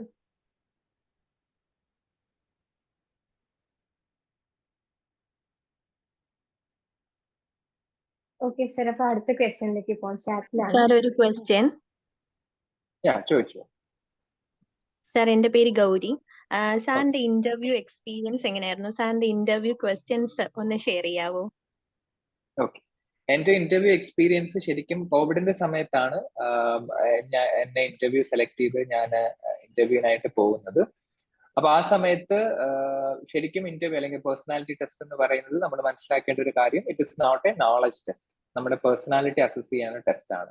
അപ്പൊ അവിടെ നമുക്ക് answers അറിയില്ല എന്നുണ്ടെങ്കിൽ തീർച്ചയായിട്ടും നമ്മൾ അറിയില്ല എന്ന് തന്നെ പറയണം. നമ്മൾ ബ്ലഫ് ചെയ്യാൻ നിൽക്കാൻ പാടില്ല. നമ്മൾ ജെനുവിൻ ആയിട്ട് അവിടെ ബിഹേവ് ചെയ്യണം. ഇങ്ങനെയുള്ള കാര്യങ്ങളൊക്കെ നമ്മൾ ശ്രദ്ധിക്കണം. അപ്പൊ എന്റെ ഇന്റർവ്യൂ ക്വസ്റ്റ്യൻസ് ശരിക്കും അൺഎക്സ്പെക്ടഡ് ആയിട്ട് വലിയ ചോദ്യങ്ങളൊന്നും വന്നിരുന്നില്ല. കോവിഡിന്റെ ഒരു സമയമായതുകൊണ്ടും എനിക്കൊരു മെഡിക്കൽ ബാക്ക്ഗ്രൗണ്ട് ഉണ്ടായിരുന്നത് കൊണ്ടും കൂടുതൽ ചോദ്യങ്ങളും കോവിഡ് റിലേറ്റഡ് ആയിട്ടും പാൻഡമിക് റിലേറ്റഡ് ആയിട്ടും ഒക്കെ തന്നെയായിരുന്നു. അല്ലെങ്കിൽ അതിന്റെ മാനേജ്മെന്റ്, അതുമായിട്ട് ബന്ധപ്പെട്ട അഡ്മിനിസ്ട്രേഷൻ, ഹോസ്പിറ്റൽ അഡ്മിനിസ്ട്രേഷൻ, ഇങ്ങനെയുള്ള കാര്യങ്ങളൊക്കെയാണ് കൂടുതൽ ചോദ്യങ്ങൾ വന്നത്. So those were easily addressable questions. നമുക്ക് ഒരുവിധം നന്നായിട്ട് ഉത്തരം പറയാൻ പറ്റുന്ന ചോദ്യങ്ങളാണ്. പിന്നെ നമ്മുടെ ഹോബി റിലേറ്റഡ് ആയിട്ടുള്ള, നമ്മുടെ എക്സ്ട്രാ കരിക്കുലർ റിലേറ്റഡ് ആയിട്ടുള്ള കുറച്ച് ചോദ്യങ്ങൾ വന്നു. കേരളത്തെ പറ്റിയുള്ള കുറച്ച് ചോദ്യങ്ങൾ വന്നു. ഇതൊക്കെയാണ് പ്രധാനമായിട്ടും വന്ന ചോദ്യങ്ങൾ എന്ന് പറയുന്നത്. പക്ഷേ ഞാൻ ആദ്യം പറഞ്ഞ പോലെ interview is not a knowledge test, അതൊരു പേഴ്സണാലിറ്റി ടെസ്റ്റ് ആണ്. സോ ഇന്റർവ്യൂവിന് ആകെ ശ്രദ്ധിക്കേണ്ട രണ്ട് കാര്യങ്ങളേ ഉള്ളൂ. ഒന്ന്, നമുക്ക് പ്രോപ്പർ ആയിട്ട് കമ്മ്യൂണിക്കേറ്റ് ചെയ്യാൻ പറ്റണം. അത് വാട്ട് എവർ ലാംഗ്വേജ്, ഇംഗ്ലീഷ് ആണ് ബെറ്റർ, ഇംഗ്ലീഷിൽ ചെയ്യാൻ പറ്റുമെങ്കിൽ അത് പ്രോപ്പർ ആയിട്ട് കമ്മ്യൂണിക്കേറ്റ് ചെയ്യണം. രണ്ട്, ബി ജെനുവിൻ എന്നുള്ളതാണ്. നമ്മൾ നമ്മളായിട്ട് തന്നെ ഉത്തരം പറയാൻ ശ്രമിക്കണം. അവിടെ നമ്മളൊരു ആർട്ടിഫിഷ്യാലിറ്റിയോ ഒരു ഫേക്ക്നെസ്സോ മറ്റെന്തെങ്കിലും കാര്യങ്ങൾ കൊണ്ടുവന്നു കഴിഞ്ഞാൽ they will easily pick it. നമ്മുടെ പേഴ്സണാലിറ്റി ഈ ജോലിക്ക് ചേർന്നതല്ല എന്ന് അവർ മനസ്സിലാക്കും, നമ്മൾ പുറത്തു പോവുകയും ചെയ്യും. അപ്പൊ be genuine, be confident and be clear in your ideas. ചാറ്റിൽ 2-3 ക്വസ്റ്റ്യൻസ് ഉണ്ട്. എക്സ്ക്യൂസ് മാം, ചോദിച്ചിട്ട് മീനാക്ഷി ചോദിച്ചതാണ്, സർ മെയിൻസ് ആൻസർ റൈറ്റിംഗിനെ പറ്റി ഒരു ബ്രീഫ് ആയിട്ട് എക്സ്പ്ലെയിൻ ചെയ്യാമോ? Like how to present likewise. Okay, mains answer റൈറ്റിംഗിൽ രണ്ട് കമ്പോണന്റ് ഉണ്ട്. ഒന്ന് അതിന്റെ ക്വാണ്ടിറ്റി ഓഫ് ആൻസേഴ്സ് ആണ്, രണ്ട് ക്വാളിറ്റി ഓഫ് ആൻസേഴ്സ് ആണ്. Quantity of answers of course നിങ്ങൾ പഠിച്ചു വരുമ്പോൾ മാത്രമേ അതിന്റെ കോണ്ടന്റ് ഡെവലപ്പ് ചെയ്ത് വരാൻ പറ്റൂ. അത് നിങ്ങൾ ഡിപ്പെൻഡിങ് അപ്പോൺ യുവർ പഠിത്തം പഠിച്ചു വരിക, പ്രിപ്പയർ ചെയ്ത് വരുന്നതിനനുസരിച്ച് നിങ്ങൾക്ക് ബെറ്റർ ആയിട്ടുള്ള ആൻസർ. രണ്ട്, ക്വാളിറ്റി ഓഫ് ആൻസർ. അതിലൊന്ന് നമ്മൾ മനസ്സിലാക്കേണ്ട ഒരു കാര്യം, UPSCയുടെ ഓരോ ചോദ്യങ്ങൾക്കും ഓരോ ഡിമാൻഡ് ഉണ്ട്. അതായത് എന്താണ് എക്സാമിനർ എക്സ്പെക്ട് ചെയ്യുന്നു എന്നുള്ള ഒരു ഡിമാൻഡ് ഉണ്ട്. ആ ഡിമാൻഡ് നമ്മൾ മനസ്സിലാക്കണം എന്നുള്ളതാണ്. ഇപ്പൊ കോളേജിലെ ഒരു എക്സാം എഴുതുമ്പോൾ ഒരു ടോപ്പിക്കിൽ നിന്ന് ഒരു ചോദ്യം ചോദിച്ചു കഴിഞ്ഞാൽ നമുക്ക് ആ ടോപ്പിക്കുമായിട്ട് ബന്ധപ്പെട്ട എന്തെങ്കിലുമൊക്കെ എഴുതി വെച്ച് കഴിഞ്ഞാൽ നമുക്ക് ഒരു 1/2 മാർക്കോ 1 മാർക്കോ ഒക്കെ ടീച്ചർ സൈഡിൽ ഇങ്ങനെ സിമ്പതിയുടെ പുറത്തിട്ട് വരും. ഈ ചെക്കനത്ര അല്ലെങ്കിൽ ഈ കൊച്ചിത്രയെങ്കിലും പഠിച്ചല്ലോ എന്ന് വെച്ചു. പക്ഷെ UPSCയിൽ നമുക്ക് അങ്ങനെ ഒരു മാർക്കിംഗ് പാറ്റേൺ ഇല്ല. ക്വസ്റ്റ്യന് ആ എക്സാമിനർ അല്ലെങ്കിൽ ആ ഒരു ക്വസ്റ്റ്യൻ ആൻസർ കീയിൽ എക്സ്പെക്ട് ചെയ്തിട്ടുള്ള ആൻസർ ഉണ്ടെങ്കിൽ മാത്രമേ നമുക്ക് മാർക്കുള്ളൂ, അല്ലെങ്കിൽ 0 ആയിരിക്കും നമ്മുടെ മാർക്ക്. അപ്പോൾ ആ ഡിമാൻഡ് ഓഫ് ക്വസ്റ്റ്യൻ ഐഡന്റിഫൈ ചെയ്യുക എന്നുള്ളതാണ് ഒരു കാര്യം. ഇപ്പോൾ ഒരേ ചോദ്യം തന്നെ നമുക്ക് പല രീതിയിൽ നമുക്ക് ചോദിക്കാം. ഞാൻ ഒരു എക്സാമ്പിൾ പറഞ്ഞു കഴിഞ്ഞാൽ, ഇപ്പൊ ഒരു ക്വിറ്റ് ഇന്ത്യ മൂവ്മെന്റിനെ പറ്റി ഒരു ചോദ്യം വന്നു കഴിഞ്ഞാൽ പല രീതിയിൽ നമുക്ക് ആ ക്വസ്റ്റ്യൻ ഫ്രെയിം ചെയ്യാം. ഇപ്പോൾ enumerate the features of Quit India movement എന്ന് വെച്ചാൽ it is a very plain question. Quit India മൂവ്മെന്റിൽ നടന്ന കാര്യങ്ങൾ 1, 2, 3, 4 പറഞ്ഞിട്ട് എഴുതി വെച്ചാൽ മതി. Analyse the quit India movement and it's repercussions ചോദിച്ചു കഴിഞ്ഞാൽ അവിടെ അനാലിസിസ് പാർട്ട് ഉണ്ട്. അപ്പോൾ അവിടെ വെറുതെ എഴുതി വെച്ച മാർക്ക് കിട്ടില്ല. നമ്മൾ ഓരോ കാര്യങ്ങൾ എഴുതിയിട്ട് അതിന്റെ ഒരു അനാലിസിസ് കൂടി കൊടുത്താൽ അത് പോസിറ്റീവായിട്ടും നെഗറ്റീവായിട്ടും എങ്ങനെ മാനേജ് ചെയ്തു എന്നുള്ളത് എന്ന് മാത്രമേ അവിടെ ഒരു അനാലിസിസ്. എക്സ്പ്ലെയിൻ എന്ന് ചോദിച്ചു കഴിഞ്ഞാൽ എന്യൂമറേറ്റിന്റെയും അനാലിസിന്റെയും ഇടയ്ക്ക് നിൽക്കുകയാണ്. എന്യൂമറേഷനിൽ നിന്ന് കുറച്ചും കൂടി വേണം, പക്ഷെ അനാലിസിസിൽ അത്രയും പോകേണ്ട ആവശ്യമില്ല എന്നുള്ളത്. ഇനി ക്രിട്ടിക്കലി അനലൈസ് ചോദിച്ചു കഴിഞ്ഞാൽ ക്വിറ്റ് ഇന്ത്യ മൂവ്മെന്റ് ഒരു നെഗറ്റീവ് സൈഡാണ്. എങ്ങനെ അതൊരു ഫെയിലർ ആയിരുന്നോ അല്ലെങ്കിൽ അതിൽ എന്തൊക്കെയായിരുന്നു അതിന്റെ ഷോർട്ട് കമ്മിങ്സ് എന്നുള്ള കാര്യം ക്രിട്ടിക്കലി അനലൈസ് ചെയ്യുമ്പോഴാണ് അതിനകത്ത്. അപ്പൊ ക്വിറ്റ് ഇന്ത്യ മൂവ്മെന്റ് എന്ന് പറഞ്ഞ ഒരു ടോപ്പിക് നമ്മൾ പഠിച്ചാലും പല രീതിയിൽ ഈ ക്വസ്റ്റ്യൻസ് കണ്ടില്ല, ഇപ്പൊ 4 രീതിയിൽ ഈ ക്വസ്റ്റ്യൻസ് ഫ്രെയിം ചെയ്യും. അപ്പൊ ആ ഒരു ഡിമാൻഡ് നമ്മൾ മനസ്സിലാക്കി നമ്മൾ ആൻസർ ചെയ്തില്ലെങ്കിൽ നമുക്ക് ആൻസറിന് മാർക്ക് കിട്ടില്ല. മറ്റൊരു കാര്യം, ഈ ക്വാളിറ്റി ഇംപ്രൂവ് ചെയ്യാനായിട്ട് നമ്മൾ ഇതിന്റെ റൈറ്റിംഗ് സ്കില്ലാണ്. റൈറ്റിംഗ് സ്കില്ലിനെ പറ്റി ശരിക്കും പറഞ്ഞു കഴിഞ്ഞാൽ നമുക്കൊരു ക്ലാസ്സിലൂടെ നമുക്ക് എക്സ്പ്ലെയിൻ ചെയ്യാൻ പറ്റില്ല. അത് ഒരു പ്രാക്ടീസ് ആണ്. ആ പ്രാക്ടീസിലൂടെ തന്നെ നമ്മൾ ഡെവലപ്പ് ചെയ്തെടുക്കേണ്ട ഒരു കാര്യമാണ്. നമുക്ക് ടൈം ബേസ്ഡ് ആയിട്ട് സ്പേസ് ബേസ്ഡ് ആയിട്ട് വേർഡിന്റെ ലിമിറ്റ് വെച്ചിട്ട് നമ്മൾ എഴുതി തീർക്കുക എന്നുള്ളതാണ് ഒരു കാര്യം. അപ്പൊ അത് നമ്മൾ റിപ്പീറ്റഡ് ആയിട്ട് പ്രാക്ടീസിലൂടെ മാത്രമേ നമുക്ക് ഡെവലപ്പ് ചെയ്തെടുക്കാൻ പറ്റുള്ളൂ. അത് ഞാൻ നേരത്തെ സൂചിപ്പിച്ചതുപോലെ നിങ്ങൾ പ്രിപ്പറേഷൻ തുടങ്ങുമ്പോൾ തന്നെ ഈ ഒരു റൈറ്റിംഗ് സ്കില്ല്, ഞാൻ നേരത്തെ പറഞ്ഞല്ലോ, ഒരു എഡിറ്റോറിയലോ അല്ലെങ്കിൽ ഒരു ആർട്ടിക്കിളോ വായിച്ചിട്ട് അതിനെ കോംപ്രിഹെൻഡ് ചെയ്ത് ഒരു ഹാഫ് പേജ് എഴുതാൻ എല്ലാ ദിവസവും എഴുതാൻ ശ്രമിക്കുക. അങ്ങനെ എഴുതിയാണ് അത് ശീലിക്കുന്നത്. അതല്ലാതെ നമുക്കൊരു തിയറി ക്ലാസ് എടുത്തുകൊണ്ട് ഒരിക്കലും നമുക്ക് റൈറ്റിംഗ് സ്കിൽ ഇംപ്രൂവ് ചെയ്യാൻ പറ്റില്ല. സോ ക്വാണ്ടിറ്റി ഇംപ്രൂവ് ചെയ്യുക, ക്വാളിറ്റി ഇംപ്രൂവ് ചെയ്യുക, റൈറ്റിംഗ് സ്കിൽ. സർ, അടുത്തത് മെയിൻസ് ആൻസർ റൈറ്റിംഗിനെ പറ്റിയിട്ടൊരു ക്വസ്റ്റ്യൻ ആണ്. ഏകദേശം സിമിലർ ആണ്, അരുൺ ചോദിച്ചതാണ്.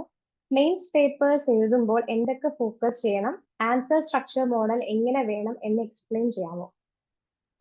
എന്തൊക്കെ ശ്രദ്ധിക്കണം എന്നുള്ളത് എനിക്ക് തോന്നുന്നു ഈ പറഞ്ഞ കാര്യങ്ങളാണ്. ആൻസർ സ്ട്രക്ചർ മോഡൽ പറയുമ്പോൾ പല അഭിപ്രായക്കാരുണ്ട്. പോയിന്റ് വൈസ് എഴുതാം, പാരഗ്രാഫ് വൈസ് എഴുതാം, പിക്ചേഴ്സ് റെപ്രസെന്റ് ചെയ്യാം, ഇങ്ങനെയുള്ള അല്ലെങ്കിൽ സിമ്പിൾസ് റെപ്രസെന്റ് ചെയ്യാം, പിക്ടോഗ്രാം ആയിട്ട് പറയാം, ഇങ്ങനെയുള്ള പല അഭിപ്രായക്കാരുണ്ട്. എന്റെ അഭിപ്രായത്തിൽ ഇതിന്റെ ഒരു മിക്സഡ് മോഡൽ ആയിരിക്കും എപ്പോഴും നല്ലത്. എല്ലാ ചോദ്യത്തിന്റെ ഉത്തരം നമുക്ക് പോയിന്റ് ആയിട്ട് എഴുതാൻ പറ്റില്ല. ഇപ്പൊ ഞാൻ നേരത്തെ ചോദിച്ച പോലെ എന്യൂമറേറ്റ് എന്നുള്ള ഒരു ചോദ്യമാണെങ്കിൽ 1 2 3 4 5 6 7 8 എന്ന് പറഞ്ഞിട്ട് നമുക്ക് എന്യൂമറേറ്റ് ചെയ്ത് എഴുതാൻ പറ്റും. പക്ഷേ ക്രിട്ടിക്കലി അനലൈസ് എന്ന് പറഞ്ഞാൽ നമുക്ക് 1 2 3 4 എന്ന് പറഞ്ഞ് എഴുതാൻ പറ്റില്ല. അവിടെ ഒരു 3 4 പോയിന്റ് മതി അതിനെ എക്സ്പ്ലെയിൻ ചെയ്യാം എന്നല്ലേ കാര്യമുള്ളൂ. അപ്പോൾ അവിടെ 4 പോയിന്റ് എഴുതുന്നു. ആ എക്സ്പ്ലെയിൻ ചെയ്യാൻ വേണ്ടിയിട്ട് ചിലപ്പോൾ നിങ്ങൾക്ക് ഏതെങ്കിലും പിക്ചേഴ്സ് ഉപയോഗിക്കാം, മാപ്പുകൾ യൂസ് ചെയ്യാം, പിക്ടോഗ്രാംസ് യൂസ് ചെയ്യാം, ഇങ്ങനെയുള്ള കാര്യങ്ങളൊക്കെ യൂസ് ചെയ്യാം. സോ മിക്സഡ് മോഡൽ എഴുതുന്നതായിരിക്കും നല്ലത്. പിന്നെ നമുക്ക് അറിഞ്ഞുകൂടാത്തൊരു ഉത്തരമൊക്കെയാണ് വരുന്നത്, നമ്മൾ അറ്റംപ്റ്റ് ചെയ്യാണ്ട് വിടാൻ പാടില്ല. ഇപ്പോൾ നമ്മൾ പഠിക്കാത്ത, നമുക്ക് വലിയ ഐഡിയ ഇല്ലാത്ത കാര്യമാണെങ്കിൽ നമുക്ക് പാരഗ്രാഫ് വൈസ് വേണമെങ്കിൽ നമുക്ക് എഴുതി വെക്കാം. കാരണം കംപ്ലീറ്റ്ലി ക്വസ്റ്റ്യൻ വിട്ട് കഴിഞ്ഞാൽ അതൊരു ബാഡ് ഇംപ്രഷൻ ആണ്. അപ്പോൾ ഇങ്ങനെ ഒരു മിക്സഡ് മോഡലിൽ എഴുതാണ് നല്ലത്. കാരണം പേപ്പർ നോക്കുന്ന ആൾക്കും ബോറടിക്കില്ല. എല്ലാം ഇങ്ങനെ 1 2 3 ഒരേ മോഡൽ എഴുതി വെച്ച് കഴിഞ്ഞാൽ പേപ്പർ നോക്കുന്ന ആൾക്കും ബോറടിക്കും. അപ്പോൾ ആദ്യത്തെ 2 ചോദ്യം ഒരു പോയിന്റ് ബേസ് ആയിട്ട് എഴുതി, അടുത്ത ചോദ്യം പാരഗ്രാഫ് ബേസ് ആയിട്ട് എഴുതി, മൂന്നാമത്തെ ചോദ്യം കുറച്ച് പടങ്ങളുണ്ട്, നാലാമത്തെ ചോദ്യം കുറച്ച് പിക്ടോഗ്രാം ഉണ്ട്. ഇങ്ങനെ ഒരു മിക്സഡ് മോഡലായിട്ട് എഴുതുമ്പോൾ നമ്മുടെ പേപ്പറിന്റെ ഒരു ഡൈവേഴ്സിറ്റിയും കൂടും, എക്സാമിനറും ബോറടിക്കില്ല, കുറച്ചും കൂടി നന്നായിട്ട് നോക്കാനും പറ്റും. അപ്പോൾ ആ ഒരു ഇംപ്രഷൻ ക്രിയേറ്റ് ചെയ്ത് കഴിഞ്ഞാൽ നമുക്ക് നന്നായിട്ട് മാർക്ക് കിട്ടും. സർ, നേരത്തെ സാറിന്റെ ക്വസ്റ്റ്യൻ ചോദിക്കാറുള്ള ആളാണ്, ഒരു മലയാളിയല്ല. Hello sir, this is Nivedita, a non Malayali preparing for UPSC exam, facing some difficulties in CSAT. Can you please give me tips and tricks for CSAT? Those are also preparing himself. Also, did you face CSAT difficulties, sir? Sir, may I know your hobbies you gave in UPSC interview? Okay, for the CSAT, I have already told you, first of all, you need to give due importance to the CSAT paper. Because in the last 3-4 years, the difficulty level of CSAT is going up and it is becoming an important strategy to eliminate the aspirant in the preliminary stage. So the first thing you have to do is actually to give due importance and proper importance to the CSAT. Second thing is just try to resolve the last 8 to 10 years of CSAT papers.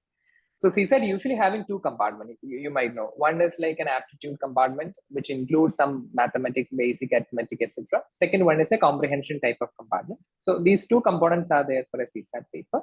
So what you can do is like try to solve the CSAT papers in last 8 to 10 years and try to identify how many marks you are getting from CSAT. If you are getting some 50% plus marks, for example, out of 200, if you are getting 100 plus marks, then it is fine. You are totally fine. You don't need to worry about CSAT. You can directly go and write the exam. But if you're struggling, like you are only getting some 30 to 40% of marks in the previous year's question paper, last 8 to 10 years question paper, one thing is try to do more CSAT questions. That you can use some books. I mean, many institute has made some materials and books for CSAT. So you can try to use those books. Another strategy is actually join some CSAT crash courses. Before preliminary examination, at least for 3 to 4 months back, many institutes are providing CSAT crash courses. You can join one of the crash courses to get the CSAT. My hobbies are actually in the UPSC thing. I love music. I love listening to music, so I do that even during the preparation and now also. Second one is actually I like to do bonsai making, the tree, bonsai tree, dwarf trees making. So I opted that also in the UPSC. Then so and I do like traveling. So these three were my hobbies that I included in UPSC. Yeah. Sir അടുത്ത അതുകൊണ്ട് ചോദിച്ചതാണ്. Sir എത്ര hours പഠിക്കുമായിരുന്നു, like എത്ര slot ആയിരുന്നു പഠിച്ചുകൊണ്ടിരുന്നത്, and also ഒരു ideal day എങ്ങനെയായിരുന്നു in the time of your preparation? Actually I did not have a time table. അതാണ് ഞാൻ എപ്പോഴും പറയുന്ന ഒരു കാര്യം. നമ്മളിപ്പോൾ രാവിലെ 6 മണിക്ക് എണീക്കുന്നു, 7 മണിക്ക് ബ്രേക്ക്ഫാസ്റ്റ് കഴിക്കുന്നു, 8 മണിക്ക് യോഗ ചെയ്യുന്നു, 9 മണിക്ക് പഠിച്ചു തുടങ്ങുന്നു. ഇങ്ങനെയുള്ള ഒരു ടൈം ടേബിൾ എനിക്ക് ഉണ്ടായിരുന്നതേ ഇല്ല. ബിക്കോസ് നമ്മുടെ ഓരോ ഡേയും ഡിഫറെന്റ് ആയിരിക്കും. നമുക്ക് ചില ദിവസങ്ങളിൽ നമുക്ക് ഒരു 10 മണിക്കൂറോ 12 മണിക്കൂറോ 15 മണിക്കൂറോ നമുക്ക് പഠിക്കാൻ കിട്ടും. ചില ദിവസം നമുക്ക് 2-3 മണിക്കൂറേ പഠിക്കാൻ കിട്ടുള്ളൂ. അപ്പോൾ നമുക്ക് അങ്ങനെ ഒരു ഫിക്സഡ് ടൈം ടേബിളിൽ ഞാൻ പോകുമായിരുന്നില്ല. ഞാൻ ചെയ്തുകൊണ്ടിരുന്നത് ഒരു വീക്ക്ലി ടാർഗറ്റ് വെച്ചിട്ട് ആ വീക്ക്ലി ടാർഗറ്റ് പഠിക്കുക എന്നുള്ളതായിരുന്നു ഞാൻ ചെയ്തുകൊണ്ടിരുന്ന ഒരു കാര്യം. അപ്പോൾ വീക്ക്ലി ഒരു ടാർഗറ്റ് വെക്കും, ആ ഒരു എൻറ്റയർ വീക്കിൽ അത് കംപ്ലീറ്റ് ചെയ്യാനുള്ളതാണ്.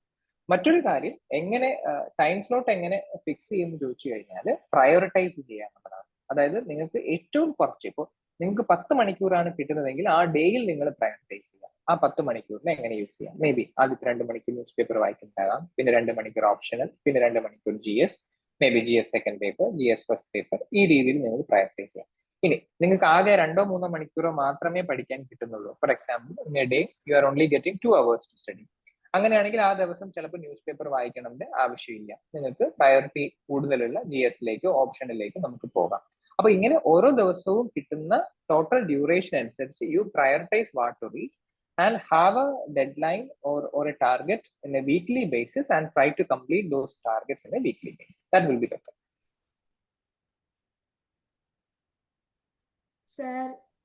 സർ അടുത്ത 2-3 ക്വസ്റ്റ്യൻസും കൂടി ഉണ്ട് സർ. ഇതും കൂടെ തീർത്തിട്ട് തരാട്ടോ, പെട്ടെന്ന് തീർത്തിട്ട്. ഇനിയുള്ളവർ ചോദിച്ചോളൂ, ഇനി ചാറ്റ് ചെയ്തിട്ടുണ്ട്, അപ്പം ഇങ്ങനെ കൺഫ്യൂഷൻ വരും, അതുകൊണ്ടാണ്. മിഥുൻ ചോദിച്ചിരിക്കുന്നത്, which is the most important branch to focus in history, modern, medieval or ancient? Branch modern തന്നെയാണ്, because modern covers both in prelims and mains. Ancient and medieval are not there in mains examination. Those are only for prelims examination. അപ്പൊ modern തന്നെയാണ് ഏറ്റവും കൂടുതൽ focus ചെയ്യുന്നത്. ഏൻഷ്യന്റിന്റെയും മെഡീവലിന്റെയും art and culture എന്ന് പറയുന്ന പോർഷൻ മാത്രമേ മെയിൻസിലേക്ക് വരുന്നുള്ളൂ. So give more focus to modern Indian history. Sir, right, the question, how many full-length tests will you recommend to an aspirant to attend before prelims? Prelims in the mumba, maybe at least 5 full-length tests will be good. I mean, 4 or 5 tests will be good, full-length test. And then others are like subject-based tests or whatever subcategory tests may be there. So ഒരു 4 അല്ലെങ്കിൽ ഒരു 5 full length test. 4 or 5 എന്ന് പറയുമ്പോഴത്തേക്ക് അടുപ്പിച്ച് 4 ദിവസം എഴുതണം എന്നല്ല. There should be A decent gap between these two identify your mistakes and correct it. അപ്പോൾ മേ ബി ഒരു 5 days ഗ്യാപ്പിൽ ഒരു 4 എന്ന് പറയുമ്പോൾ ഏകദേശം, അല്ലെങ്കിൽ ഒരു 5 എന്ന് പറയുമ്പോൾ ഏകദേശം ഒരു മാസത്തോളമായി, 20-25 days ആയി. പിന്നെ ഒരു ലാസ്റ്റ് 5 days ഒരു കൂൾ ഓഫ് പീരീഡും കൊടുക്കണം. അപ്പോൾ ലാസ്റ്റ് ഒരു 1 month maybe you can write some around 5 or maximum 6 tests. That will be good. Okay, sir. Also, how did editorial part in Hindu newspaper help you in mains exam, sir? Could you please brief out? Yeah, editorial will help you a lot because I already told you there is no need to read editorial to get any current affairs. Current affairs you will get from your magazines or whatever materials that is available from various institutes and online sources. But the issue is like, if you are reading editorial, it will improve your language. You can get so many vocabularies, I mean words which are particularly used by great authors. So you can replicate those words, those phrases, those examples, those anecdotes, etc., which are referring in the editorial into your answer. So that will improve the quality of your answer. So that is how the editorial is going to help you. Editorial is not at all about the content of that particular subject, or it's not at all about the knowledge that editorial is going to give you. Some editorials may give a pre-context, the history of the scenario, etc. Some editorials, but not the all editorials. But it will improve your language, it will improve your writing skills, it will improve your presentation skills. Okay, sir. Is economics a good optional subject? For preparation of optional subject, is reading foreign author textbooks, doing past papers during college necessary? Is attending one minute, sir. is attending events like quizzes, debates, discussions for economics relevant to optional subject preparation. Can you repeat the question? In between, there was some interruption. So, once more, sir. Is economics a good optional subject? Yeah, we will go one by one. Whether economic is a good optional subject, I can't comment on it because I don't have any idea about the optional subject of economics. But I will say that there is no perfect optional subject. Every optional subject has its own advantages and disadvantages. So it's up to you to decide whether it's a good optional subject. You can use the things that I have already shared, like how to differentiate a good subject from another. So I think it is not better from my side not to comment on whether economics is a good subject or not. Okay.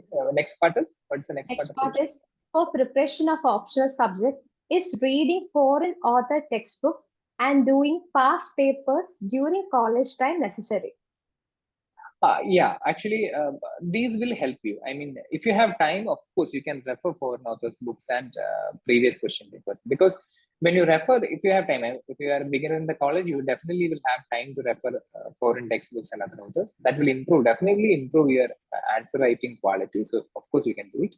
Previous question also you can do it, because in optional subject papers, usually question repeats.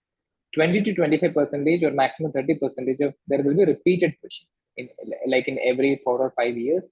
The same question will repeat. That is common in every subject, whether it is medical science or economics or sociology. The question will repeat, unlike the general studies. So referring the previous question paper will give you some idea that which are all the topics which are important, inevitable topics, which are the topics that I should not miss. So those topics you can identify, and you can give importance to those topics while revision and all, so that you will fetch better marks. Yeah. Okay, the next part is attending events like quizzes, debates, discussions for economics relevant to optional subject preparation? It is not essential, but it is like we will give you an advantage over the other students, because you will get much more diverse ideas about the subject. But whether it is essential to clear this exam, no. So one more last question. So prelims mains use ചെയ്ത textbooks ഒന്ന് share ചെയ്യാമോ? Okay, it is a very long list, I would say. I can share it with Champions EduHub people. I think you can circulate in your group or whatever informal communication you have, because ഇവിടെ ഇപ്പോൾ enumerate ചെയ്യുന്നത് കുറച്ച് difficult ആയിരിക്കും. Like subject wise we need to enumerate. Yeah? Otherwise I have put a post in Facebook. If you people have any Facebook, I have put a post in 2020. It's a post long back. What are the materials that I have used? So നിങ്ങൾക്ക് Facebook ഉണ്ടെങ്കിൽ എന്റെ പേര് തന്നെയാണ് അതിനകത്ത് കയറിയിട്ട് 2020 വരെ ഒന്ന് പുറകിലേക്ക് ഓടിച്ചു പോകേണ്ടി വരും. But you can see the list there. Okay, sir. I think we can wind up this Q&A session because lot is going on. It will take your time, right? So എല്ലാവർക്കും okay sir, thank you so much. അത്രയും നല്ലൊരു session ആയിരുന്നു ഇന്ന്. ഇവിടെ ഈ ഒരു സാഹചര്യത്തില് നമ്മൾ എന്താ പറയാ, ഇത്രയും നീണ്ടു പോകുന്ന കരുതിയില്ല Q&A ആക്ച്വലി. അപ്പൊ ഇനിയും ആളുകൾക്ക് ഓരോന്നും ചോദിക്കാൻ വേണ്ടിയിട്ട് ആഗ്രഹമുണ്ട്. പക്ഷെ എന്തായാലും നമുക്ക് സമയപരിമിതി ഉള്ളത് കൊണ്ട് ഇതിപ്പോ വൈൻഡ് അപ്പ് ചെയ്യേണ്ടി വരികയാണ്. അപ്പോൾ ഇത്രയും ഭംഗിയായി സെഷൻ ഹാൻഡിൽ ചെയ്ത ഡോക്ടർ അഭിനസ് നായർ സാറിന് ചാമ്പ്യൻസ് എഡ്യു ഹബിന്റെ എന്റെയും ഇന്ന് പങ്കെടുത്ത എല്ലാ കുട്ടികളുടെ പേരിൽ നന്ദി പറയുന്നു. ഒപ്പം ഇതിന് ശേഷം ഒരു സെഷൻ ഉണ്ടായിരിക്കുന്നതാണ്. എല്ലാവരും അതിൽ പങ്കെടുക്കുക. Thank you so much sir. Sir, ഒരാൾ ചോദിച്ചിട്ടുണ്ട്, can you share it in Instagram ടൂന്ന്? Yeah, I mean, yes. If you have any queries, you can text me in Instagram also. I will share the link. I mean, if you are a part of this Champions EduHub, you can just text me that you attended this webinar. Can you share the book list or something? I will share it. Definitely. Okay. Okay. So thank you so much. Thank you so much. Yeah, Champions EduHub. ഈ programme ഞങ്ങൾക്ക് ഇത്രയും നന്നായിട്ട് coordinate ചെയ്യാൻ പറ്റിയത് ഞങ്ങളുടെ MDയുടെ arrangement കൊണ്ടാണ്. So I also thank Mr. Gautam for coordinating this session. Thanks again, sir. Good night. Thank you so much. All the best. Okay. Thank you. Okay. Others, please stay back. Hello all. So I'll be sharing a presentation before you, and that is regarding the next sessions that we are conducting. And ഇനി further ആയിട്ട് കുറച്ച് sessions ഞങ്ങൾക്ക് ഉണ്ടാവുന്നതാണ്. അതിൽ IAS IPS officers ആയിരിക്കും വരിക. അപ്പോൾ ആ സെഷൻസിനെ പറ്റിയും ഇനി ആ സെഷൻസിലൂടെ നിങ്ങൾക്ക് എന്തൊക്കെയാണ് ബെനിഫിറ്റ് ഉണ്ടാവുക എന്നുള്ളത് അതിനെയൊക്കെ പറ്റിയിട്ടാണ് ഞാനിപ്പോൾ ഒരു പ്രസന്റേഷൻ ഇവിടെ നടത്താൻ പോകുന്നത്. So please stay back.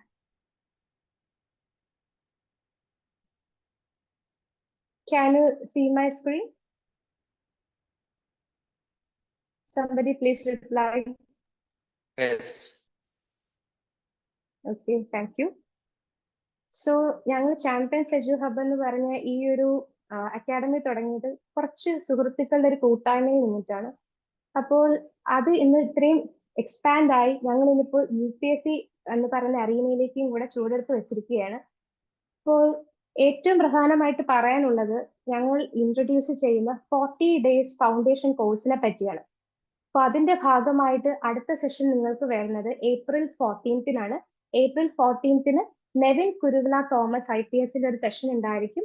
നിങ്ങൾക്ക് എങ്ങനെയാണ് സിവിൽ സർവീസ് എക്സാമിനെ പറ്റി ബാക്കിയുള്ള പുള്ളിയുടെ സൈഡിൽ നിന്നിട്ടുള്ള എക്സ്പീരിയൻസ് കാര്യങ്ങളൊക്കെ ഷെയർ ചെയ്യാൻ വേണ്ടിയിട്ട്. പുള്ളി ഫസ്റ്റ് അറ്റംപ്റ്റിൽ തന്നെ സർവീസിൽ കയറിയ ഒരാളാണ്. സോ നിങ്ങൾക്ക് വളരെയധികം പ്രയോജനകരമായിരിക്കും ആ സെഷൻ. എല്ലാവരും അതും പ്രയോജനകരമാക്കുമെന്ന് ഞാൻ കരുതുന്നു. അടുത്തതായിട്ട് ഞങ്ങളുടെ പ്രോഗ്രാമിനെ പറ്റിയിട്ട് ഒരു ബ്രീഫിംഗ് ആണ് ഇവിടെ നടക്കാൻ പോകുന്നത്. April 14th തൊട്ട് May 24th വരെയാണ് ഞങ്ങളുടെ UPSC ഫൗണ്ടേഷൻ കോഴ്സ് ഉള്ളത്.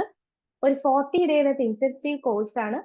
എക്സ്പീരിയൻസ്ഡ് ആയിട്ടുള്ള ഫാക്കൽറ്റി ആയിരിക്കും നിങ്ങൾക്ക് ക്ലാസ്സസ് പ്രൊവൈഡ് ചെയ്യുക. കോംപ്രിഹെൻസീവ് ആയിട്ടുള്ള മെറ്റീരിയൽസ് നിങ്ങൾക്ക് പ്രൊവൈഡ് ചെയ്യും. അതുമാത്രമല്ല എന്താ പറയാ, ക്ലാസ്സസിന് പുറമെ നിങ്ങൾക്ക് ക്ലാസ്സസ് എന്ന് ഉദ്ദേശിക്കുമ്പോൾ സാധാരണ ഇപ്പോൾ ഹിസ്റ്ററി, ജോഗ്രഫി, എക്കണോമി ഇങ്ങനെയുള്ള സബ്ജക്ട്സ് മാത്രമായിരിക്കും പലരും എക്സ്പെക്ട് ചെയ്യുക. പക്ഷെ അങ്ങനെയല്ല, അതിലൊക്കെ ഉപരി പേഴ്സണാലിറ്റി ഡെവലപ്മെന്റ്, CSAT അങ്ങനെയുള്ള കാര്യങ്ങളും കൂടി ഞങ്ങൾ സ്പെഷ്യൽ ഫോക്കസ് കൊടുക്കുന്നുണ്ട്. സ്റ്റുഡൻസിനായിട്ട് അതിനനുസരിച്ച് കൗൺസിലിംഗ് സെഷൻസും കാര്യങ്ങളും കൂടെ ഞങ്ങൾ ഈ കൂട്ടത്തിൽ ഇൻട്രൊഡ്യൂസ് ചെയ്യുന്നുണ്ട്. കാരണം നിങ്ങൾക്ക് തന്നെ അറിയാവുന്ന കാര്യമാണ്, ഇന്ന് ഏതൊരു കോമ്പറ്റേറ്റീവ് എക്സാമിന് പ്രിപ്പയർ ചെയ്യുന്ന കുട്ടികളും നേരിടുന്ന ഏറ്റവും വലിയ പ്രശ്നമാണ് അവരുടെ ഒരു മെന്റൽ ഹെൽത്ത് മെയിൻറ്റെയിൻ ചെയ്യുക എന്ന് പറയുന്നത്. ഒരു പരിധി കഴിയുമ്പോൾ എല്ലാവർക്കും അവരുടെ മെന്റൽ ഹെൽത്ത് പ്രശ്നമായിട്ട് പലരും പ്രിപ്പറേഷൻ തന്നെ ഡ്രോപ്പ് ചെയ്യുന്ന സാഹചര്യം കണ്ടിട്ടുണ്ട്. നിങ്ങൾ വളരെ യങ് ആയിട്ടുള്ള കുട്ടികളാണ്, പലരും സ്കൂൾ ആൻഡ് കോളേജ് സ്റ്റുഡൻസ് ആണ്. അതുകൊണ്ട് തന്നെ ഈ വളരെ ചെറിയ പ്രായത്തിൽ നിങ്ങൾ ഈ ഒരു പഠനം ആരംഭിച്ചു കഴിഞ്ഞാൽ നിങ്ങൾക്ക് ആ ഒരു ബേബി സ്റ്റെപ്സ് പൂർത്തിയാക്കി കോളേജ് പീരീഡ് കഴിയുമ്പോൾ തന്നെ സിവിൽ സർവീസ് എക്സാമിനെ അഭിമുഖീകരിക്കാൻ തക്കവണ്ണം പ്രാപ്തമാക്കുന്ന രീതിക്കാണ് ഞങ്ങൾ ഈ 40 ദിവസത്തെ civil service foundation course arrange ചെയ്തിരിക്കുന്നത്. ഇത് വെറും സിവിൽ സർവീസ് ഫൗണ്ടേഷൻ കോഴ്സ് മാത്രമായിട്ട് കാണരുത്. നിങ്ങൾക്കറിയാം SSC, PSC, റെയിൽവേ എക്സാംസ് ഇങ്ങനെയുള്ള എല്ലാ എക്സാംസിനും ഈ പറയുന്ന 40 ദിവസത്തെ ഫൗണ്ടേഷൻ കോഴ്സിൽ നിന്ന് നിങ്ങൾക്കൊരു അടിസ്ഥാനം, നല്ല രീതിക്ക് ഒരു ബേസ് ഇട്ട് തരാൻ അത്രയും സ്ട്രോങ് ആയിട്ടൊരു സിലബസ് വെച്ചിട്ടാണ് ഞങ്ങൾ ഈ ഒരു കോഴ്സ് ഡിസൈൻ ചെയ്തിരിക്കുന്നത്. ഇനി ക്ലാസ്സസ് മാത്രമല്ല, ഇതിന്റെ ഇടയ്ക്ക് വേറെ IAS, IPS ഓഫീസേഴ്സിനെ ഞങ്ങൾ കൊണ്ടുവരുന്നുണ്ട്. ഇപ്പോൾ അരുൺ സാറുമായിട്ട് നിങ്ങൾ ഇന്ററാക്ട് ചെയ്തതുപോലെയുള്ള സെഷൻസ് അന്നും ഉണ്ടായിരിക്കും. സോ April 14th നിങ്ങൾ എല്ലാവരും ഉണ്ടാകുമെന്ന് വിശ്വസിക്കുന്നു.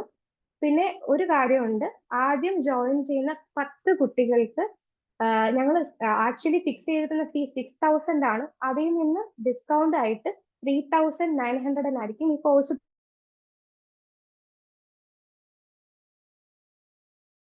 പ്രൊവൈഡ് ചെയ്യാം. ഇപ്പൊ സാർ ഒരുപാട് കാര്യങ്ങൾ പറഞ്ഞിട്ടുണ്ട്. ഇങ്ങനെയുള്ള കാര്യങ്ങളൊക്കെ സാർ പറഞ്ഞിട്ടുണ്ടായിരുന്നു. അപ്പൊ അത് ഞാനിനി കൂടുതൽ എക്സ്പ്ലെയിൻ ചെയ്യുന്നില്ല. എന്നിരുന്നാലും എന്തുകൊണ്ടാണ് നിങ്ങൾ UPSC ഫൗണ്ടേഷൻ കോഴ്സിന് വേണ്ടിയിട്ട് ചാമ്പ്യൻസ് എഡ്യു ഹബിനെ ചൂസ് ചെയ്യണം എന്നുള്ളത് ഞാനൊരു ബ്രീഫിംഗ് പറയാം. അതായത് പല കുട്ടികൾക്കും പ്രധാന പ്രശ്നം വരുന്നത് NCERT അല്ലെങ്കിൽ NCERT ടെക്സ്റ്റ് ബുക്സ് പലരും വായിക്കാറില്ല, അവരുടെ ബേസിക്സ് കറക്റ്റ് ചെയ്യാറില്ല, സിലബസിലൂടെ പോവാറില്ല. അപ്പം ഇങ്ങനെയുള്ള പ്രശ്നങ്ങളെയൊക്കെ പരിഹരിച്ച് നിങ്ങൾക്ക് കറക്റ്റ് ആയിട്ട് ഫൗണ്ടേഷൻ ഞങ്ങളുടെ ഈ 40 ദിവസത്തെ കോഴ്സിൽ നിന്ന് തീർച്ചയായിട്ടും കിട്ടുന്നതാണ്.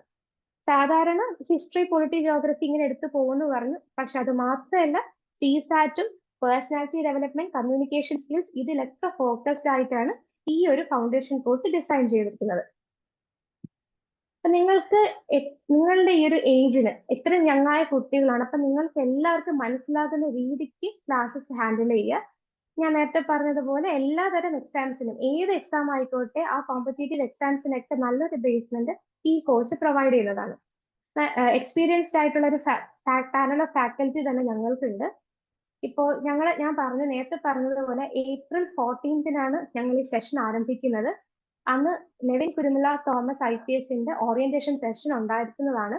അതിനുശേഷം എന്തുകൊണ്ടാണ് സിവിൽ സർവീസ്, എങ്ങനെ പ്രിപ്പയർ ചെയ്യണം, ഇപ്പോൾ സാറ് പറഞ്ഞതിൽ നിന്ന് കുറെ കൂടെ ഡീറ്റെയിൽഡ് ആയിട്ട് സിവിൽ സർവീസ് എന്ന് പറയുന്ന ആ ഒരു എക്സാമിനെ പറ്റി പൂർണ്ണമായിട്ടും ഒരു അവബോധം നിങ്ങൾക്ക് അന്ന് ഉണ്ടാവുന്നതാണ്. ഇങ്ങനെയാണ് ഞങ്ങളുടെ ക്ലാസ്സസ് പോകുന്നത്. History, economics, polity, ecology, geography, അതിന്റെ ഒപ്പം സിസാറ്റ് എന്ന് പറഞ്ഞു കഴിഞ്ഞാൽ വെറുതെ മാത്സ് ജസ്റ്റ് ബേസിക്സ് പഠിപ്പിച്ച് പോകുന്ന രീതിക്കല്ല, അതിന്റെ ഒപ്പം പസിൽസും വേദിക് മാത്സും ഒക്കെ ഇൻക്ലൂഡഡ് ആണ്. പിന്നെ നേരത്തെ പറഞ്ഞതുപോലെ പേഴ്സണാലിറ്റി ഡെവലപ്മെന്റും കൂടെ ഞങ്ങളുടെ ഈ കോഴ്സിന്റെ ഭാഗമാണ്. ഇത് ജസ്റ്റ് ഞങ്ങളുടെ ജോഗ്രഫി ട്യൂട്ടർ എടുക്കുന്ന സിലബസിന്റെ ഒരു ഔട്ട്ലൈൻ ആണ്. അപ്പം ഈ ഒരു ക്ലാസ് എന്ന് പറയുമ്പോൾ ഒരു സബ്ജക്റ്റിന് 10 മുതൽ 12 വരെ ക്ലാസ്സസ് ആയിരിക്കും നിങ്ങൾക്ക് കിട്ടുന്നുണ്ടാവുക.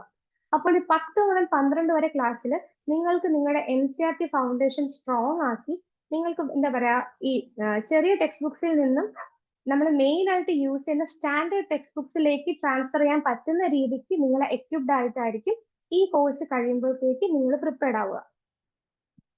നേരത്തെ പറഞ്ഞതുപോലെ April 14 സ്റ്റാർട്ട് ചെയ്യുന്നത്. ആദ്യം ജോയിൻ ചെയ്യുന്ന 10 കുട്ടികൾക്ക് ഫീ റിഡക്ഷൻ ഉണ്ട്. 3900 രൂപ മാത്രമാണ് ഈ കോഴ്സിന്റെ ഫീ വരുന്നത്.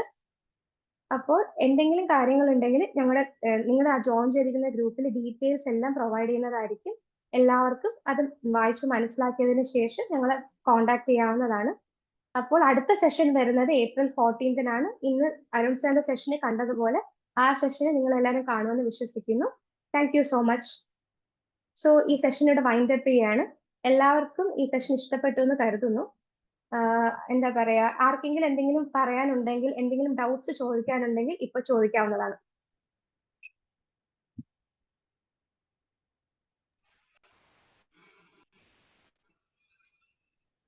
Hello ma'am.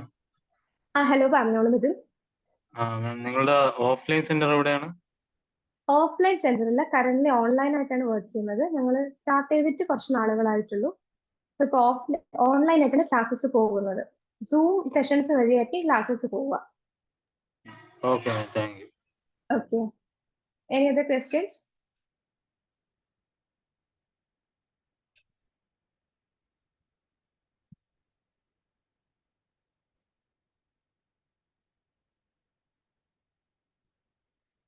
എന്തെങ്കിലും ചോദിക്കാനുണ്ടോ ആർക്കെങ്കിലും?